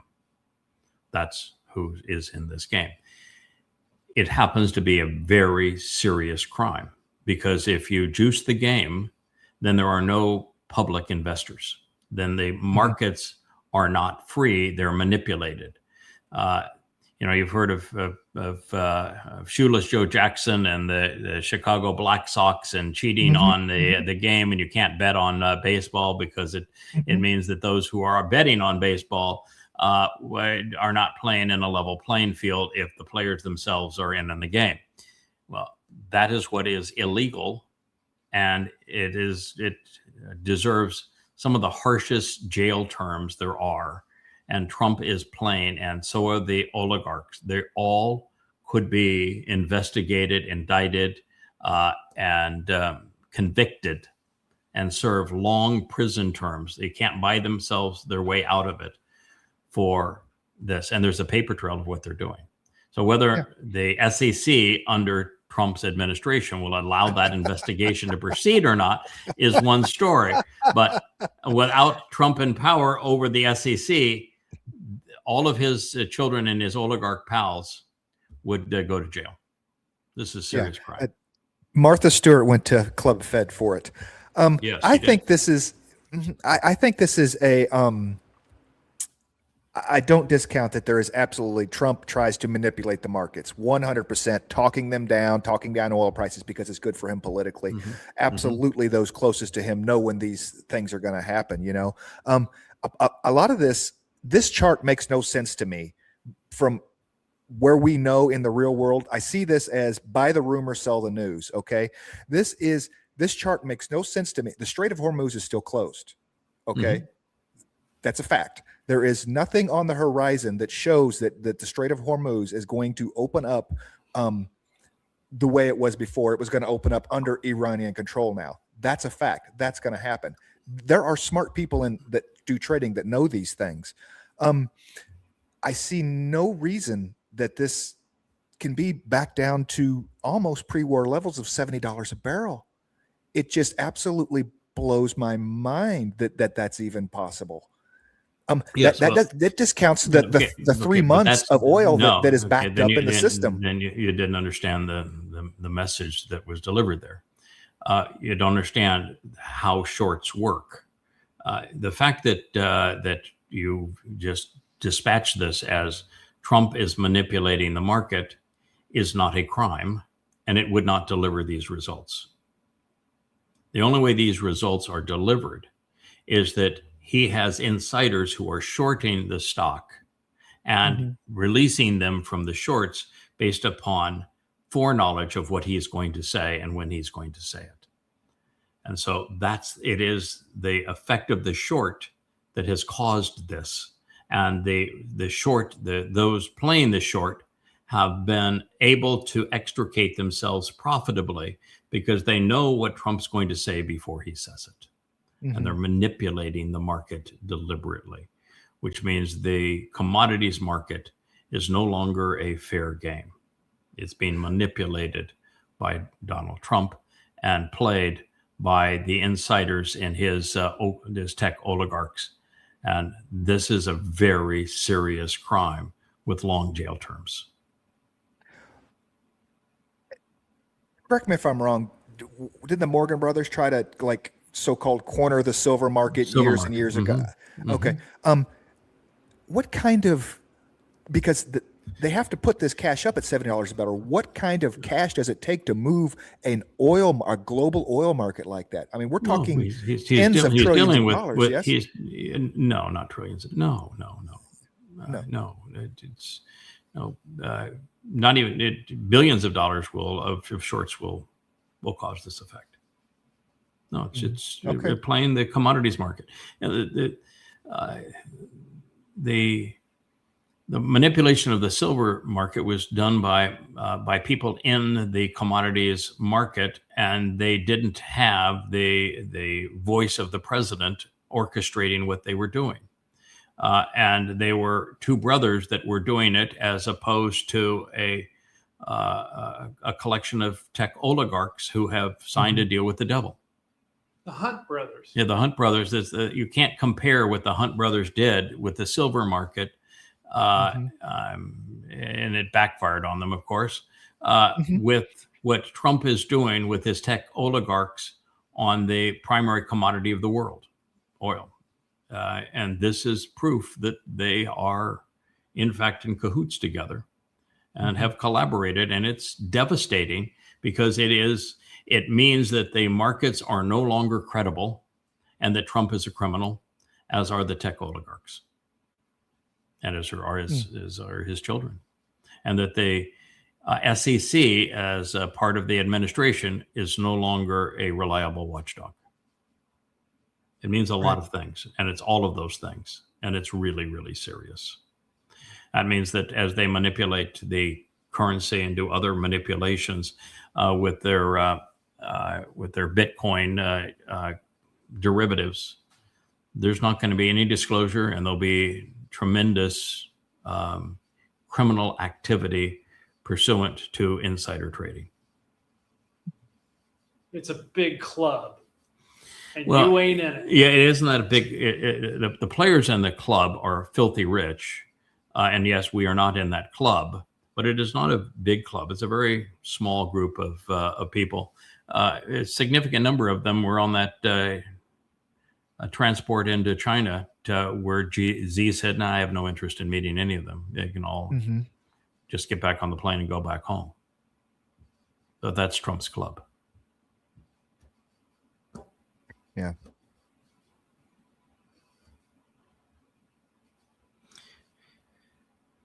This one is short. It is sweet. It is delicious. It's being delivered to Jordan Peterson. This is Gad Saad. He is absolutely, unequivocally on his game. What I find so delicious about it is he's telling a man who is overtly religious, who is guilty of this very thing, this news, and Gordon Peterson can't do anything but swallow his tongue. Listen to, now this is the man yesterday, I think is when we played his it's either yesterday or the day before, we played his thing on Islam, saying that there had been 47,000 Islamic attacks since 10/7. And then in every single one of them, the Muslims had confessed to the crime, screaming Allahu Akbar, although he didn't say Allahu Akbar, but said they confessed to the crimes. And that every one of their crimes was mandated in their holy books, although he didn't say Quran and Hadith, but that's what he said. And that this delusion in the West over we don't want to hold Islam accountable for the crimes that Islam is mandating and perpetrating is essentially suicide. That was his position. I think we played yesterday, if not yesterday, the day before. Here's another one on that delusion of religion and why there is no solution to overt religion, overt politics, overt conspiracy. If you're caught in any one of those three things, there is no reaching you. Evidence and reason are wasted on you. There is no ends to which people will go to in order to maintain the coherence of their current belief system, irrespective of the amount of contrary evidence that they are exposed to, because then that triggers cognitive dissonance. And as a matter of fact, paradoxically, what often happens, as I'm sure you know, Jordan, when I expose you to contrary information, it only solidifies your position. There is no. Yeah, that might be worth playing a second time, because Jordan Peterson is he's a propagandist for Orthodox Christianity, which is a position that cannot be defended, of which is a position where, you know, in the serious goddamn religion, I have released, well, just on Christianity alone, I have presented 5 volumes. This is just one of 5 volumes, averaging about 750 pages apiece, to completely repudiate everything in the Christian New Testament. Everything. I mean, I leave no stone unturned. I completely destroy everything that Christians believe. Now, I don't leave Christians without a God. I tell them who God actually is, and I don't leave them without a Messiah. I tell them who the Messiah actually is. But everything in the Christian New Testament is absolutely untrue and easily shown to be untrue. And this man, Godsod, is telling a man that is one of the most influential proponents of Christianity that there is no amount of evidence or reason that he is capable of processing, and that even with irrefutable evidence that his religion is false, he won't reject it because he's incapable of thinking about it because of the cognizant dissidence, and that a challenge to his religion, rather than causing him to say, what a gift you have given me, thank you for releasing me from the lie of that religion, actually causes them to be more aggressive against the person who is delivering that sentiment. It's brilliant. Peterson didn't have a lot to say, though, did he? There is no answer for this for a person of conspiracy, of overt politics, or of religion. He is absolutely right. So what they do is they deflect, and then they, after deflecting, they will galvanize their resistance to this. Now, he is not doing what I have done. What he is doing is stating my conclusion, but without the evidence for it. And that was the same through his accusation against Islam being responsible for up to 50,000 terrorist acts since 9/11, all confessing to the crime. He is delivering my conclusion, but without the evidence for it. I've written 5 books, 4,200 pages of absolute irrefutable proof that Islam is responsible for the terrorist acts that it perpetrates, and it's not a corruption of the religion, it's core to the religion. And the same thing with Christianity. I have proven that it is untrue with the 5 volumes of Twistianity. All of this is free at yadayad.com. So the difference between he and me, first of all, he is a very influential influencer. He makes a living at this. And second, he is delivering conclusions which are true without the support, and I provide the support. So if you want to know why they're true, go read Twistianity or Goddamn Religion. It's impossible to read either of those books and maintain a position that is sympathetic to either Islam or Christianity. It's impossible. And no one will ever do it. No one has ever do it. No one will ever do it. They're irrefutable. We can play what he had to say one more time. Go ahead first. Go ahead and get your comment, and then there is no ends to which people will go to in order to maintain the coherence of their current belief system, irrespective of the amount of contrary evidence that they are exposed to, because then that triggers cognitive dissonance. And as a matter of fact, paradoxically, what often happens, as I'm sure you know, Jordan, when I expose you to contrary information, it only solidifies your position. There is no. It's the nature of free will. We have this gift to be able to do that. Unfortunately, I always go, but you can lead a horse to water, you can't make them drink. It's not until people for themselves decide I need to make a change and go look for something else that they will ever come out of it. No amount of outside pressure will ever change a person's mind. Anything that changes in their life, it changes in their own mind first. Okay. Yahweh has a really effective way of dealing with this. And that is that he has a prerequisite for his covenant. An individual has to disassociate themselves from religion and politics and conspiracy and the family of man before he will even begin an introduction. And until people do that, they walk away from those things which are this impervious wall to evidence and reason, religion, politics, conspiracy, or the militarism, or the impervious wall to evidence and reason, until they make the decision on their own initiative to disassociate from those things. And they are the 1 in 100,000, or sometimes 1 in a million, who are willing to think their way out of the gutter of Christianity, Islam, Judaism, Hinduism, Marxism, and conspiratorial nonsense that nothing God has to say will resonate with him, so he doesn't even make the attempt. He never once asks us to go into the gutter of religion or politics and to try to convince those people to accept him as he is. Never once. He condemns them. And he says, this is a pit that you can't get out of.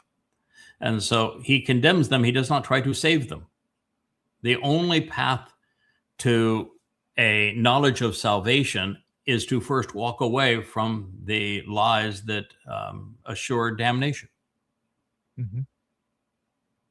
God's got a very effective way of dealing with this. Put down the shovel, people. Now you're burying yourself. Why? Why do Jews always get blamed? It's an interesting piece. You can play a few moments of it, and we can talk about why Jews always get blamed. But they do. Go ahead. When catastrophe strikes, the mind doesn't reach first for randomness. It reaches first for responsibility. Someone chose this. Someone planned this. Someone can be exposed and someone can be punished. And if someone can be punished, well, then perhaps the world can be made right again.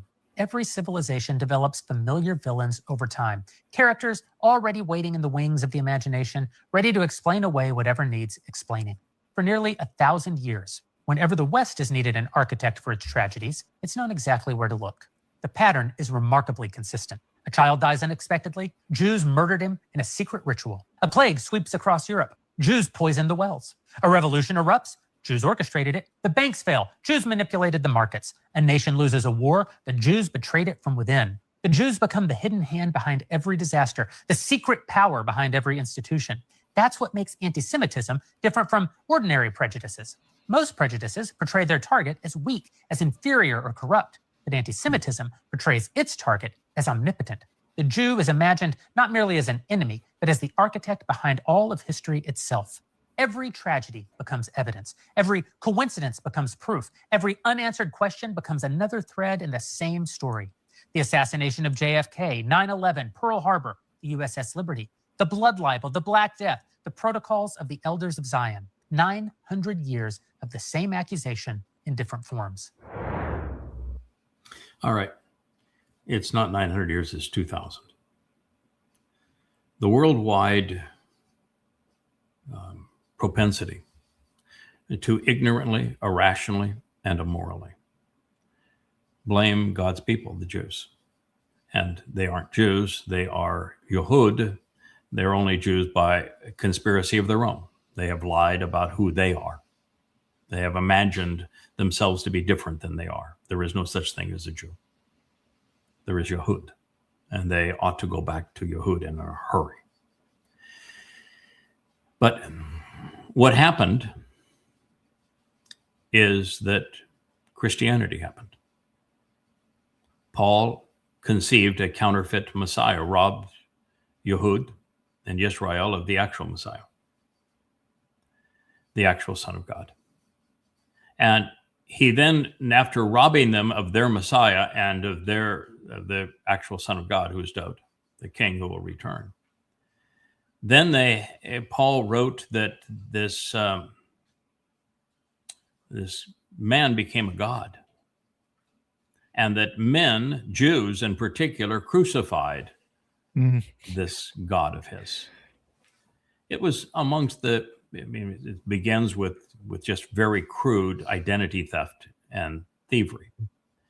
And then it grows into absolute delusional nonsense that man is a god, or that God becomes a man, and that men can kill God, and that Jews were the ones who crucified the God of Christianity. It's got to be the dumbest foundation of a belief system in the history of religion, and there's a lot of stupid ones. But it is this lie that permeates the Christian New Testament, that Jews killed the Christian God, and that the Christian God therefore renounced Jews and replaced them with the Gentile church.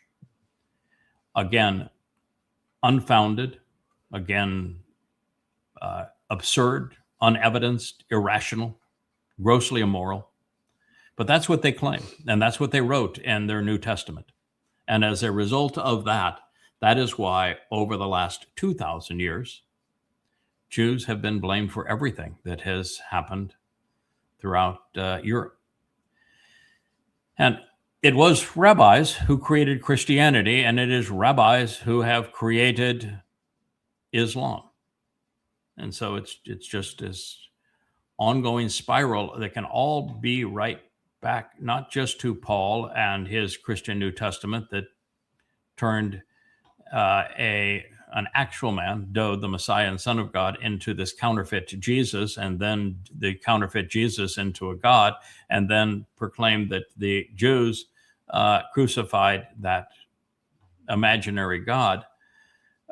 But it was the rabbis, the Jewish rabbis, who didn't nip it in the bud, who didn't say, no, the text that you're quoting, you've misquoted every one of them. And they say exactly the opposite. And what you're perpetrating here is identity theft. This is a very crude scheme, and there's no basis to it. But they didn't. They promoted another false Messiah of their own in Bar Kokhba. And then a few hundred years later, they wrote the Babylonian Talmud and sold sections of it to Muhammad, and he created the Quran, and we start the whole thing all over again. And so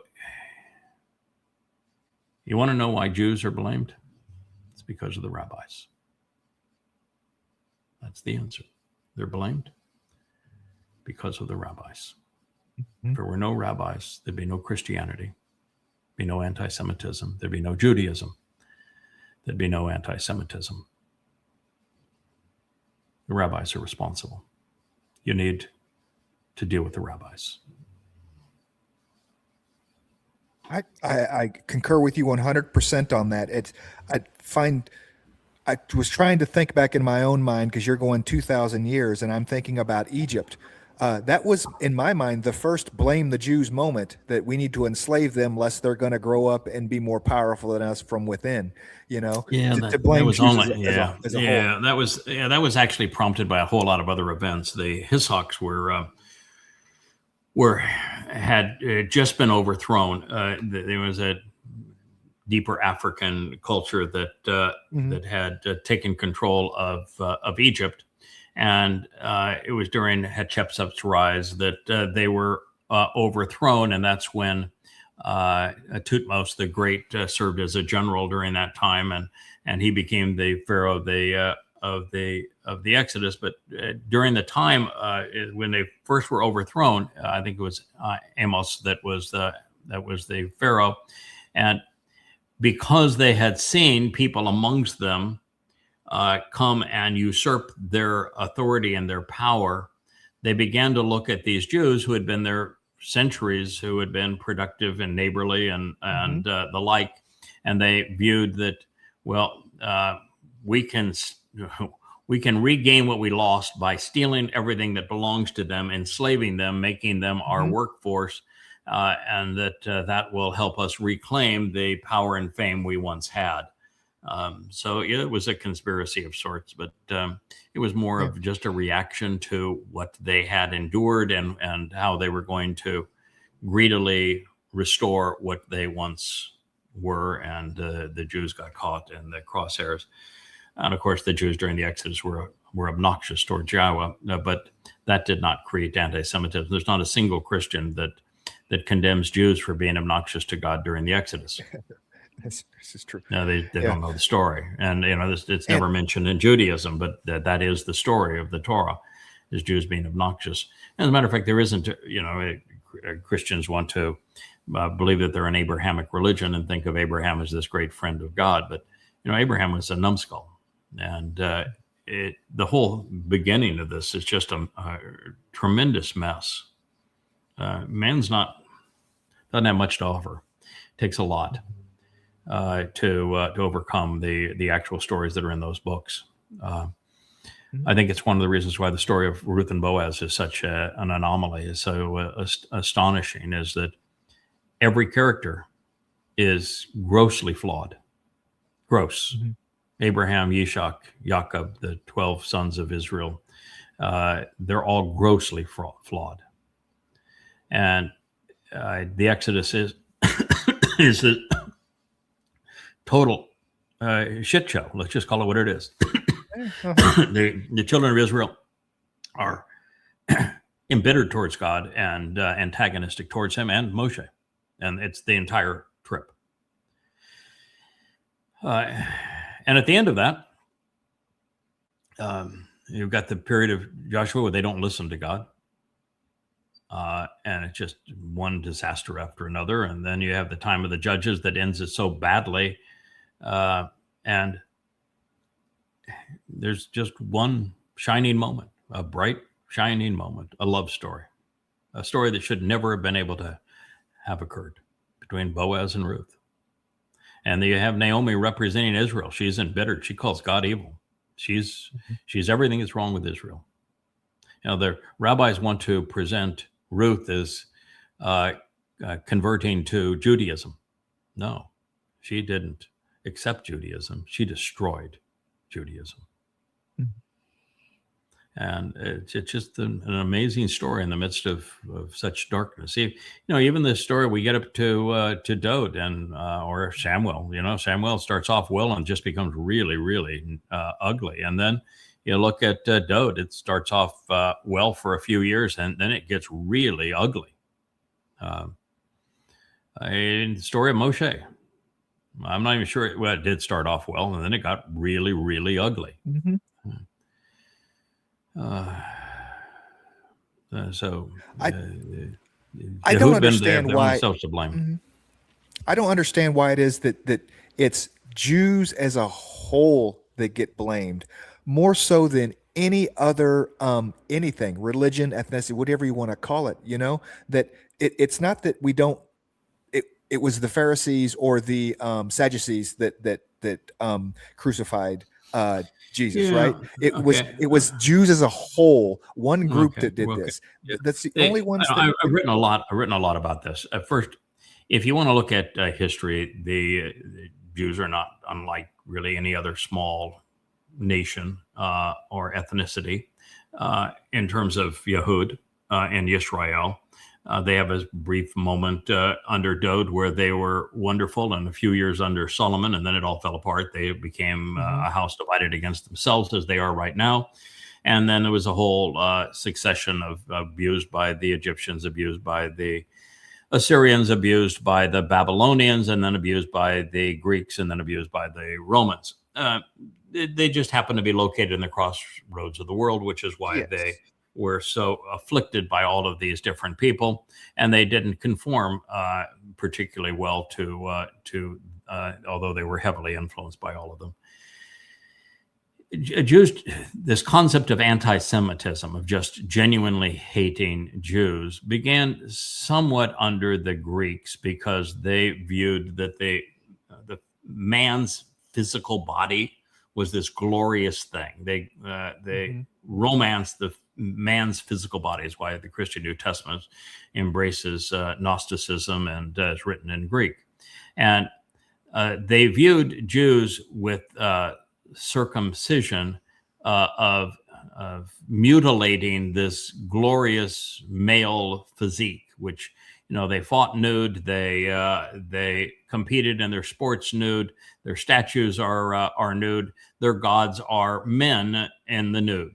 So it's just this celebration of masculinity and the glorification of the body.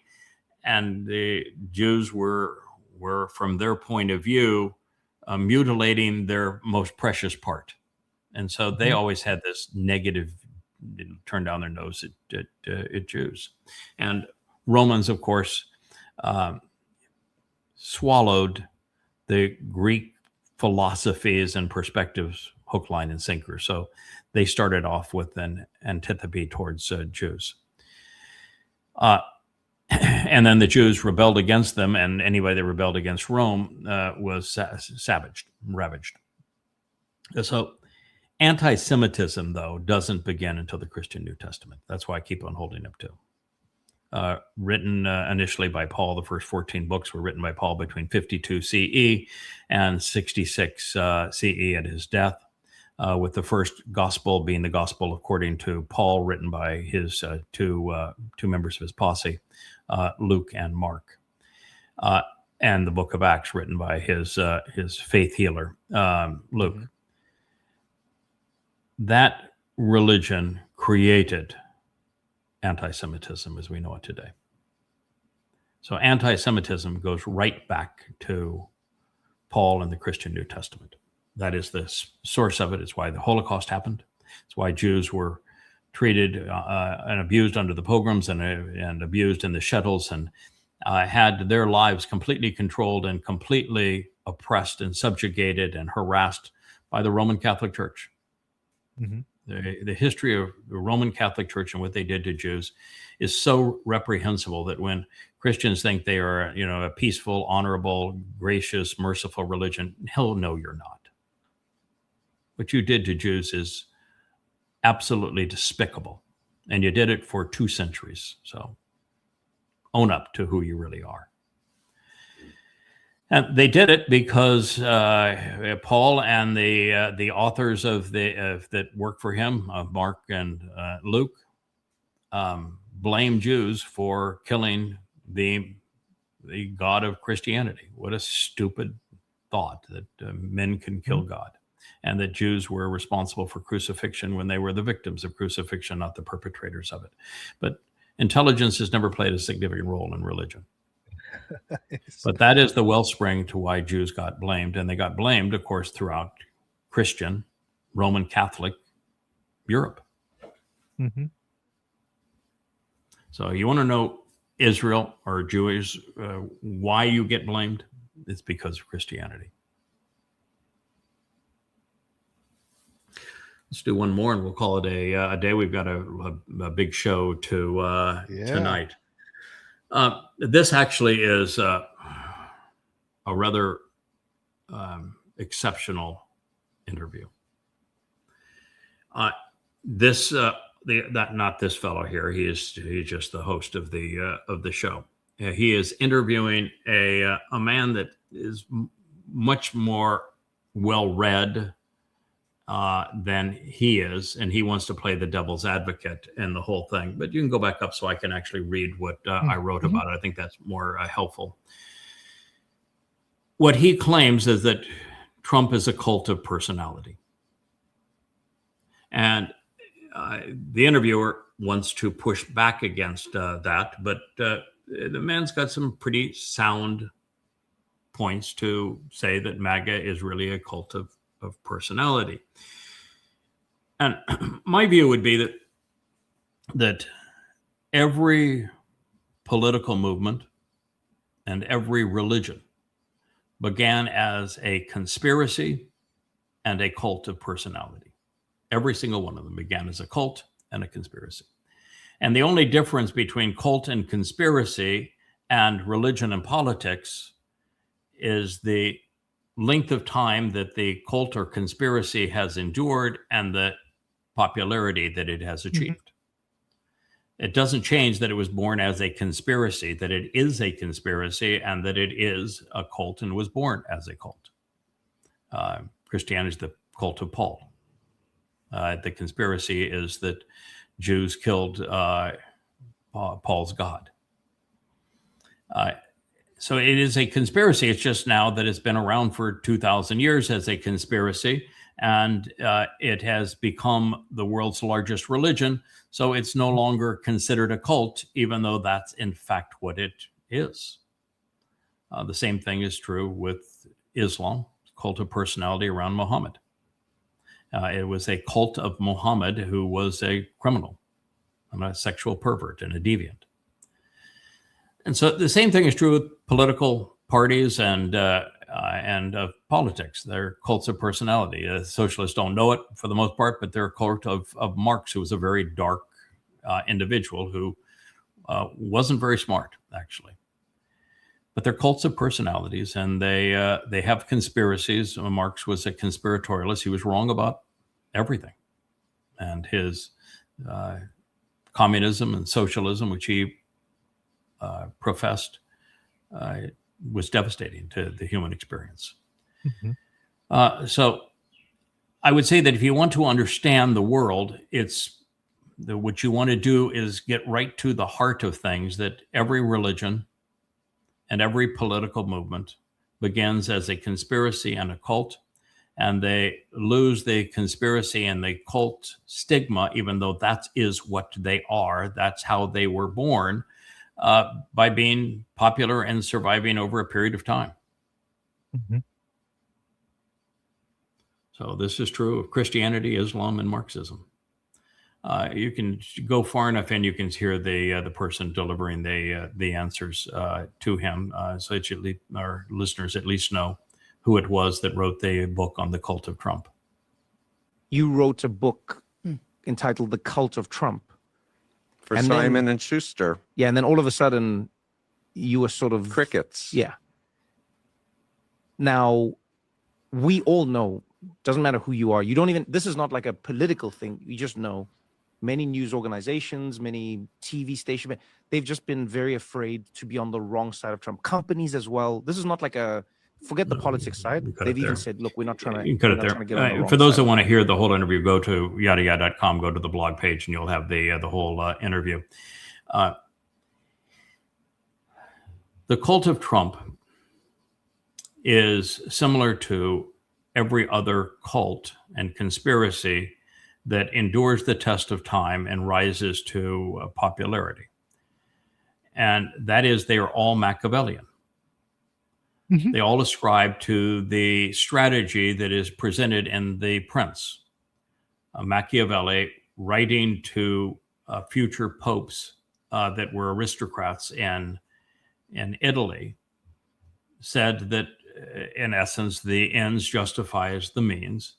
And of the two ways to influence people, either by being very kind to them and them coming to respect you because of your generosity and your kindness, or fearing you because you're a tyrannical terrorist and you are abusing them, that overwhelmingly terror and fear are a far more effective means of controlling people, and that all popes should impose terror as the means of control. That's Machiavelli's The Prince. That is Trumpian politics. He destroys those who challenge him.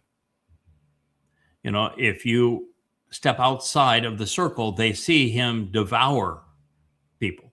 And he is exceedingly good at only one thing, at being exceedingly bad. And so when I talked to a congresswoman, I had dinner with her about 3 months ago. And I asked the congresswoman, what is the reason why the Democrats, she's a Democrat, can't effectively marshal an opposition to Trump? Because you can't. Why? And she says, because Congress is divided fairly evenly between two groups. Those who are Trumpites, they're in the cult of Trump, and those who are scared to death of him. We're paralyzed. We see what happens when someone opposes him. And so the cult of Trump is marshals on because there are very few people who are able to bring the goods against him. Yeah, there are a lot of Democrats that say, you know, we just hate him, but they do have Trump derangement syndrome. They hate him because he is not them, and they are incapable of explaining what it is that makes him evil or wrong. And for somebody to have a foundation of this is why he is wrong, this is what he is doing, this is where it's going to lead, is a more methodical, foundational criticism of Trump than anyone in a position of influence is willing to deliver, because of the terror that Trump and his MAGA will inflict on that individual. And the fact that such an individual has a 0% chance of being productive or effective in the general popularity scheme of things, particularly in social media.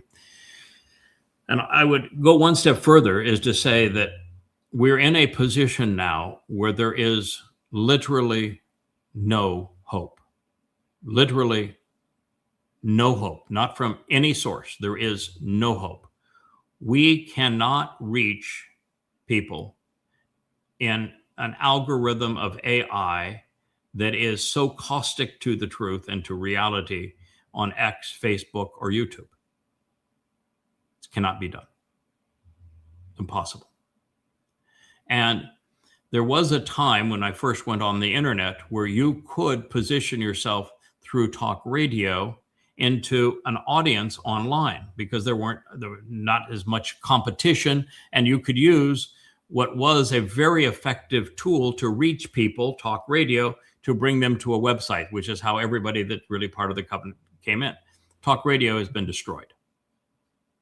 Mm-hmm. And the internet is now so broad that it's dominated by the 20 social media outlets. So there is no hope of reaching a meaningful number of people. None. There is no tool that you can use to do it and be effective. And then you can say, wait a minute, you say there's no hope. What about in Yahweh? Well, in Yahweh, there's no hope. There is reality. There is expectation. Mm-hmm. There is confidence. There mm-hmm. is an absolute assurance of the desired result. So with Yahweh, there is assurance. With every other avenue, there is literally no hope. We cannot fix politics. We can't fix religion. We can't fix conspiracy. We cannot fix social media. Can't fix the internet. We can't fix the deprivation of reason and logic among the last two generations, which are devoid of it. We can't fix the fact that most people don't want to read anymore. Mm-hmm. These things are not fixable. And I'm convinced that the reason that Yahweh told me, I want you to go into this den of thieves, and I want you to make a ruckus, and I want you to do that until you reach a point where you realize that there is no merit to it. You will have done what can be done. We will have done what we could do, and then we will come back to building this archive of this website, of the books and of the blogs and of the communication, internal communication and the timelines and the actually disciplined AI that will produce really some really outstanding results when you post an inquiry. We'll have this enormously valuable library, and it will be there. But then we're going to pull you out, because there is no hope that you're going to have any effectiveness beyond what you've already achieved.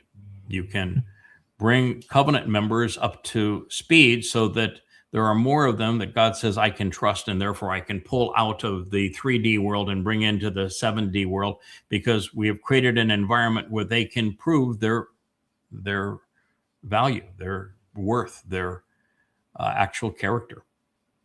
So we're doing that. We're creating the ability for more people to prove that they belong and to educate covenant members. But there's nothing else we can do at the moment.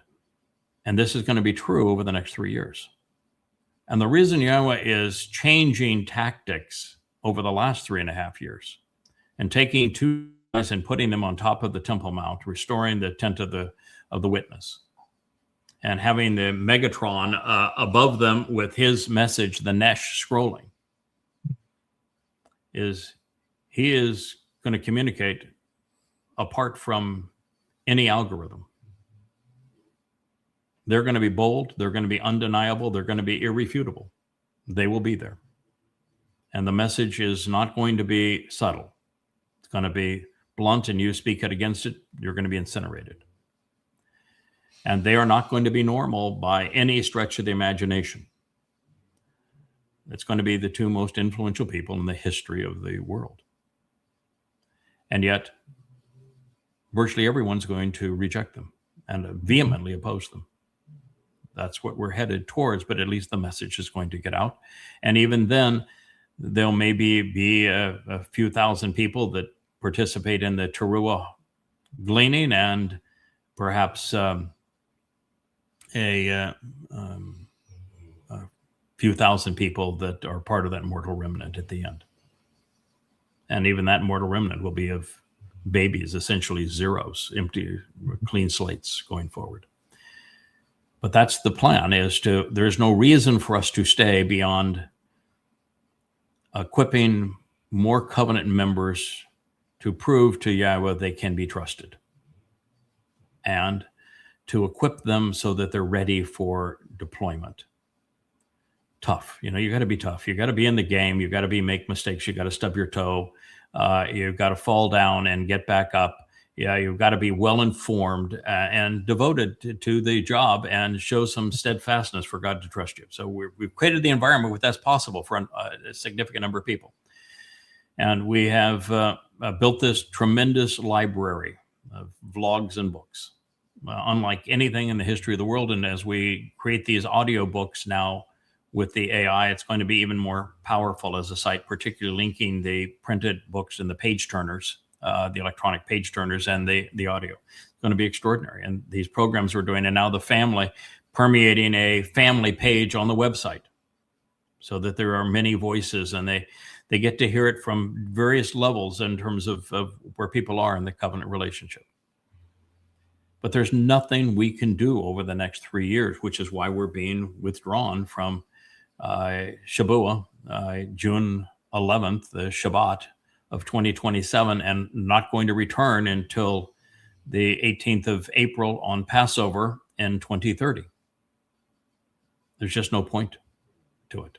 We're going to be restored, refreshed, re-equipped, ready to go. But no reason to be here over that period of time. It's not like God is saying, I'm going to abandon my people formally. It's just that there's nothing. Rich has gone back on X to say everything he told you was going to happen, when he told you was going to happen, Israel, how he told you was going to happen. The whole betrayal story is now precisely true, and it's irrefutable. So why don't you listen to him? How many positive responses have you gotten, Rich? Maybe a few dozen now. Okay, so a few dozen are not. I don't recognize them as the covenant users, but it's rare and in between. And I'm not going to stop. I'm writing right now.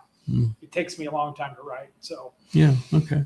So anyway, that's where we are, and that's why God has this plan to rally us together. I think this transition, which you are an essential part of enabling other members of the covenant to express themselves and to demonstrate that they're willing to engage. They're willing to put their face out there. They're willing to share their voice. This is essential. Without that, God doesn't have any reason you can trust them. I mean, you can be a really good reader. You can be a really thoughtful person. But if you're not making a contribution, God doesn't have any reason that he's going to say, I'm going to take that person at this time out of 3 dimensions and bring him to 7. Now, the nice thing is that if you happen to be someone who considers themselves covenant because of what you have accepted, but you haven't acted to the degree that God's able to do that, and there's really no excuse, because you are, and I am, and Joe is, and Leah is, and Rich is, and Perry is, and many of us are creating the environment where it's now possible to take that next step. But if you miss it, you know what's coming. You can be there on Teruah. You're perfectly suited. It's just going to be a rough go over those 3 years that we're gone, but you're going to be positioned, and you're going to have a chance to demonstrate and prove yourself. And then we're all prepared to deal with the remnant. on behalf of Dode. So yes, God is going to remove us, and it's to allow His people to hit rock bottom and to be up against a wall, so that there are at least a few that are in a position to listen. And I realized that 2 years ago now. I mean, you couldn't make me go away. Even with the old team, I had to reach out once, twice, 3 times and bug Mary, Jackie. We're done with the glossary. What next? What next? What next? Was getting crickets from them. And then I had to reach out to Leah online and had to continually reach, what can I do? What can I do? What can I do? You never once came to me. Now, this isn't me being altruistic. This is me realizing that I need to have skin in this game. You need help. Yes. I can help. I'm in a position. And right. And I beat down to your door and say, where can I fit in? What can I do for you? Right. And we didn't have the gatekeepers anymore. So when Leah heard your request for involvement, she not only passed it on to me, but somebody, and it may have been Leah, but somebody told me that you were sparring with the most absurd, the most maniacal of the people we've encountered along the way, and that you were correctly and effectively sparring with them. And I read some of the things that you wrote. So, this guy, he can really think. This is a man that knows Yahweh, is rational, and is not afraid to take a stand. And so I asked Leah to give you my phone number and for you to call me, because we were in a position we needed to make a transition. And you and Rich are the 2 people at that moment who stood above all others. And I said, okay, well, this is our team. We'll go forward with these guys. Yeah, but I was sitting back in Kansas City thinking I was pretty cool coming up with something clever on X. Yeah. That wasn't going to be enough. Yeah, you were my principal enabler on X. And then you contacted Mariah to email me. Yeah, I said. And it was like getting called into the office. Yeah, you're going to call into the principal's office. Yeah, and we in the same exact situation. I said, okay, gentlemen, you've volunteered. Consider yourself volunteered. Now this is for real. This is what we're going to do with this, and I'm going to go all in with you. I think you're I think you're both guys. I think you're genuine. We're going to go all in. Let's go. This is what we need to accomplish. And at that point, there was really only one more thing that we needed to resolve, and that is that my friend Joe, who was so essential to our first website, but had kind of fallen on some rough times and got himself in a bit of a rut. We needed to get our good buddy Joe's attention again, and we've had that, and it's made a tremendous difference. And now we have, like Matt Perry has moved here. He's the one who is, Joe is driving the audiobooks and the page turners from a position that is going way beyond what anyone else has ever done. We spent hours going through his system, and I know there's others that are working with him in that system, but oh my God, that system is so complicated that it's going to be something that Joe's going to have to brute force himself through, because he's realized how many problems there are with the AI text to speech modules, and he has come up with a very sophisticated plan to deliver the goods. But at the same time, he is never going to be able to do 40 books. So we have 2 programs working together with Perry's and working with Rich to create the books that are not they're not the big priority. That text to speech, I need Goddamn Religion and Twistianity, both of those done in text to speech, because it is not something that I want to have to do ongoing shows. We did almost 100 Twistianity shows and didn't even get through volume 1. So I've done 30 Islamic shows, and the difficulty is if I actually do more of them, we put ourselves in more and more jeopardy with Facebook and the like. And these things we can have on our own website. They're buttressed by the evidence of the books. They're never separated from the books. And so this is the way to present those. And so Perry is focusing with Rich on the Coming Home series, which is something we wouldn't get to in the others for a period of time. But that's our current effort, and it's all revolving around a website. And listen, I realize that when we open the door and say, I want all of you contributing, I want you all talking, I want you all doing shows. These are the tools. They're fairly simple. They're fairly easy to use, and you can be self-taught. And other people, we need to join Leah and creating graphics and branding and the like.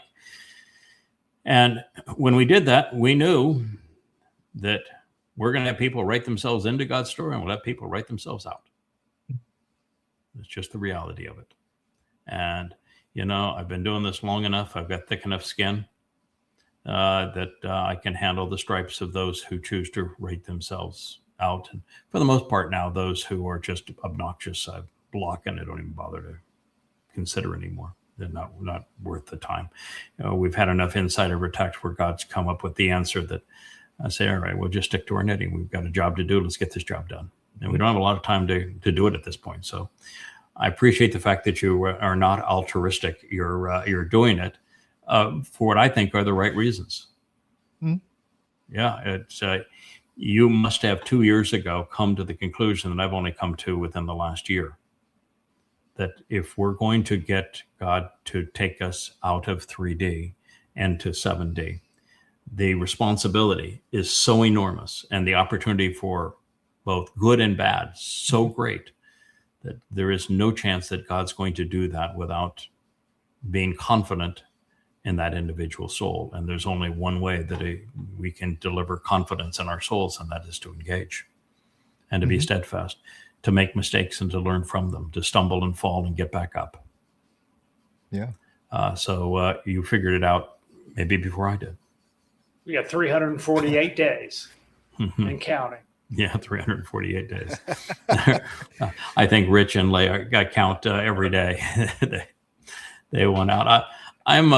It's more to keep an eye on. I know there's still so much to do. Yeah, there's so much to do. I'm just so grateful that we were right, and that the time of Israel's troubles was going to start on the 22nd of May of this year on Shavuot, and that the harvest was going to be the 11th of June of next year. For many reasons. One is that everything we've said about Trump being Satan and Israel entering the time of troubles, it has been so extraordinarily affirmed. I mean, if you are anywhere near anything that we've been saying for the last 5 years, and you listen to what we foretold was going to happen, and then you're witnessing what has happened, there is so much affirmation. It's overwhelming affirmation. And then we, in addition to having that, we have the time to solidify this website and to create content and to let people prove their worth and grow exponentially in terms of our understanding, which is all happening simultaneously. It's a really good situation to have had this additional year, and I'm grateful for it.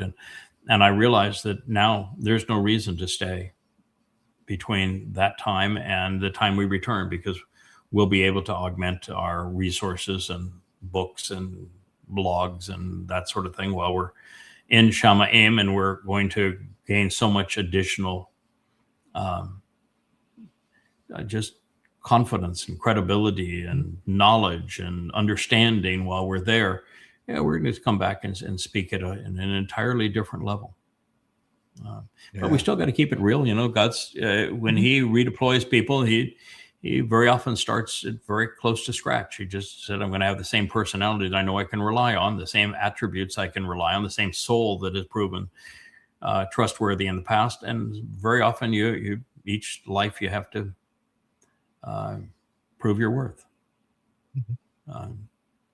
So that's where we are, and I'm really excited to be there. But on this, yes, pal, Trump is a cult of personality, but he's worse than that. You see, what happened with Trump is that he was a a sexual pervert most of his life. He was a coward most of his life. He was a abject failure most of his life. He was a silver spoon that never amounted to anything except self-promotion. And it's astonishing that such a useless human being was elected president as a narcissist, but he was, and he had a first term that was meaningless. And then he lost the second term, and then he lost every legal encounter to the tune of hundreds of millions of dollars and what would have been sentences of jail time.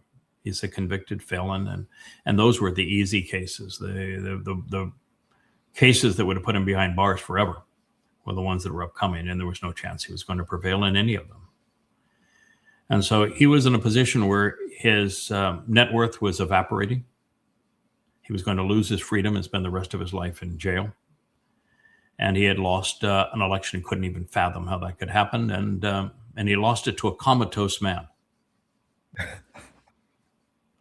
fact, when he tried to debate the comatose man's vice president, Cackles, he lost the debate to Cackles badly. So that's why he didn't want to debate again. I mean, this is a horrid human being. And so he made a deal with Satan.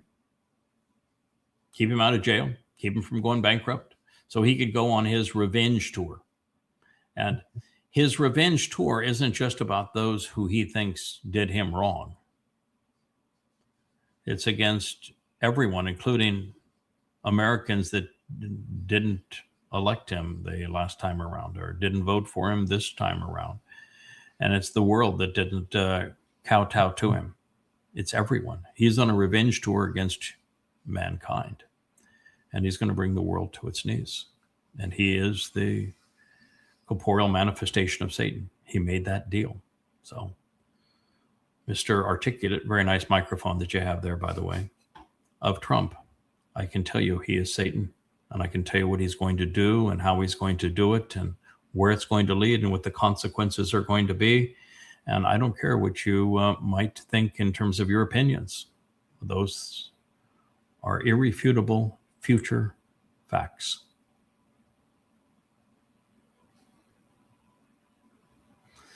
So, gentlemen, thank you. It's been a kind of more thoughtful show than we normally do. We normally have more just morons that we get to obliterate.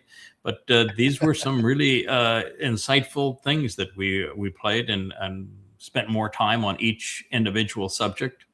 But I think if you look at what we've done in the last couple of weeks with this program, there has been hundreds and hundreds of really profoundly important insights. More to come. Absolutely. More to come. We'll be back at it on Monday with more of the vlog on the vlog. I don't know if we're going to try to sneak in a luminaries between now and the show. I think not. My voice almost gave out on me yesterday. And so I think I'll go back to Ruth and Boaz. I've finished the translation of this first and second chapter. I finished my commentary and have gone back and rewritten some of it in the first chapter. And I'm now making my way through commentary and insights in the second chapter. And there are times when, you look at something and you struggle for what am I going to say about this is going to have value to somebody. And there's times when your fingers won't move across the keyboard fast enough. And this is one of those times where there are so many insights. It's which ones are you going to leave alone so that you can focus on the important ones. I learned a long time ago, and when I was in a position of marketing and sales, that if you had 20 points that were beneficial to your product versus someone else's, and if you presented all 20, you would almost always lose because you would find that whoever had a different notion would focus on the weakest of those 20, and they would completely ignore the best 10. And so my preference now is let's focus on the things that really matter here. And I'll leave some of the insights to another time and maybe another opportunity. But I can tell you that the Ruth Boaz story is the most important ever told. They are Yahweh's power couple. There's only one person more important to God than Boaz, and he does not succeed without Boaz or without Ruth. So, yes, they are certainly God's most reliable couple are Boaz and Ruth. And they're second only in importance to Dowd. But there is no Dowd without Boaz and Ruth. Literally, there is no Dowd. He would not have succeeded. That's why he goes so far out of his way to speak to Yahweh about his Amma and the role his Amma plays. That's why the most riveting thing that, and I've missed it over and over again until it just got to be gut-wrenching. And that is why Dowd spoke of being born to his mother and relying on his mother's breast in between his depiction of how he was going to be crucified on Pesach and how he was going to endure a journey into hell for a heavenly cause. Why did he speak of his mother that way? And when you realize the answer to that, then you realize just how important Ruth and Boaz have become. And so it's God's most amazing of all love stories. And what he is really telling is his story through them. This is his story with Israel that he is telling through them. And it's so insightful, so prophetic, so profound, so interesting, so unique, so delicious, so sensational. It is, it's really a treat for the eyes and for the mind. So that's what I'm going to go back to. I'm having a grand time. What I hope to do, so that you know, is that, well, I have rewritten significant parts of chapter 1. I have not represented it because I want to present chapter 1 and chapter 2 concurrently. And while I've translated all of chapter 2, I haven't written all the commentary, and I hope to be able to do that as we proceed through maybe tomorrow midday, and that's when I'll post it. And then I'll go into translating and commenting on chapter 3 and chapter 4. And maybe we'll get it done in a couple of weeks. I hope so. We'll see. All right. Well, thank you, gentlemen. We'll look forward to being with you at Family Hour this evening. Do we have a song this evening for Family Hour? We do. We have a song. Lovely. Yep. Have I ever heard this song? No, you have never heard this one. Not that I'm aware. Yeah. Okay. Love it. So we'll see you at Family Hour. We'll debut another beautiful song. And this one has graphics already? Oh, absolutely. Yeah. No, we're not debuting anything without graphics. I mean, we're not in that kind of a pinch yet. I want to put a complete thing together. You know, if we just need a show and it's, you know, no. I want to have graphics and everything for Shabbat show reveals or whatever. So. Okay. You know who did the graphics for this one? Yeah, it's Leah by the Well, and it is Depot. Okay. Leah by the Well and the Depot. So somewhere in here, Depot, who is, at this point, it'd be foolish for me to pretend that I don't have favorites. I know that there's a lot of great contribution, and I'm appreciative of what everybody has done. But yeah, I look at Depot as a son. I mean, I just say, oh my God, what a gift he is. And I understand that for a bit had a Leah in a veil, not veil because of Islam, but veil because of the thought that of a wedding and that sort of thing. That's a separate video. That's a separate video. But yeah, there was one that he did go back and work on. Yeah, and okay. And so we've deveiled Leah. Yep. Okay, so it's Leah at the Well. I have not heard that song, and I'm mesmerized by the Depot graphics. I think the one that he did where he took us back to 1950s Israel was just awesome. Magnificent. And Absolutely. Then and that was the one on Yahweh's name. Yahweh's my name. Mm-hmm. And then the one that he did for Dust to Fire is theatrical. Mm-hmm. So yeah, he's really an exceptional talent. And we have a lot of contributions, and they're all wonderful, and I love all the songs. And look, we probably have 100 songs now that Leah has written, so it's pretty extraordinary. All right, well, thank you so much. Rich is over here. I don't know why there was a comment there, a little bit of a scream, but that's there's the Wook, and he is saying goodbye. Well, he'll introduce. Well, I guess he won't introduce this show, but maybe we'll see him tonight at Family Hour. Good day. Hey there! Thanks for tuning in. That was Fetch. Gotta run now. Catch y'all on our next podcast.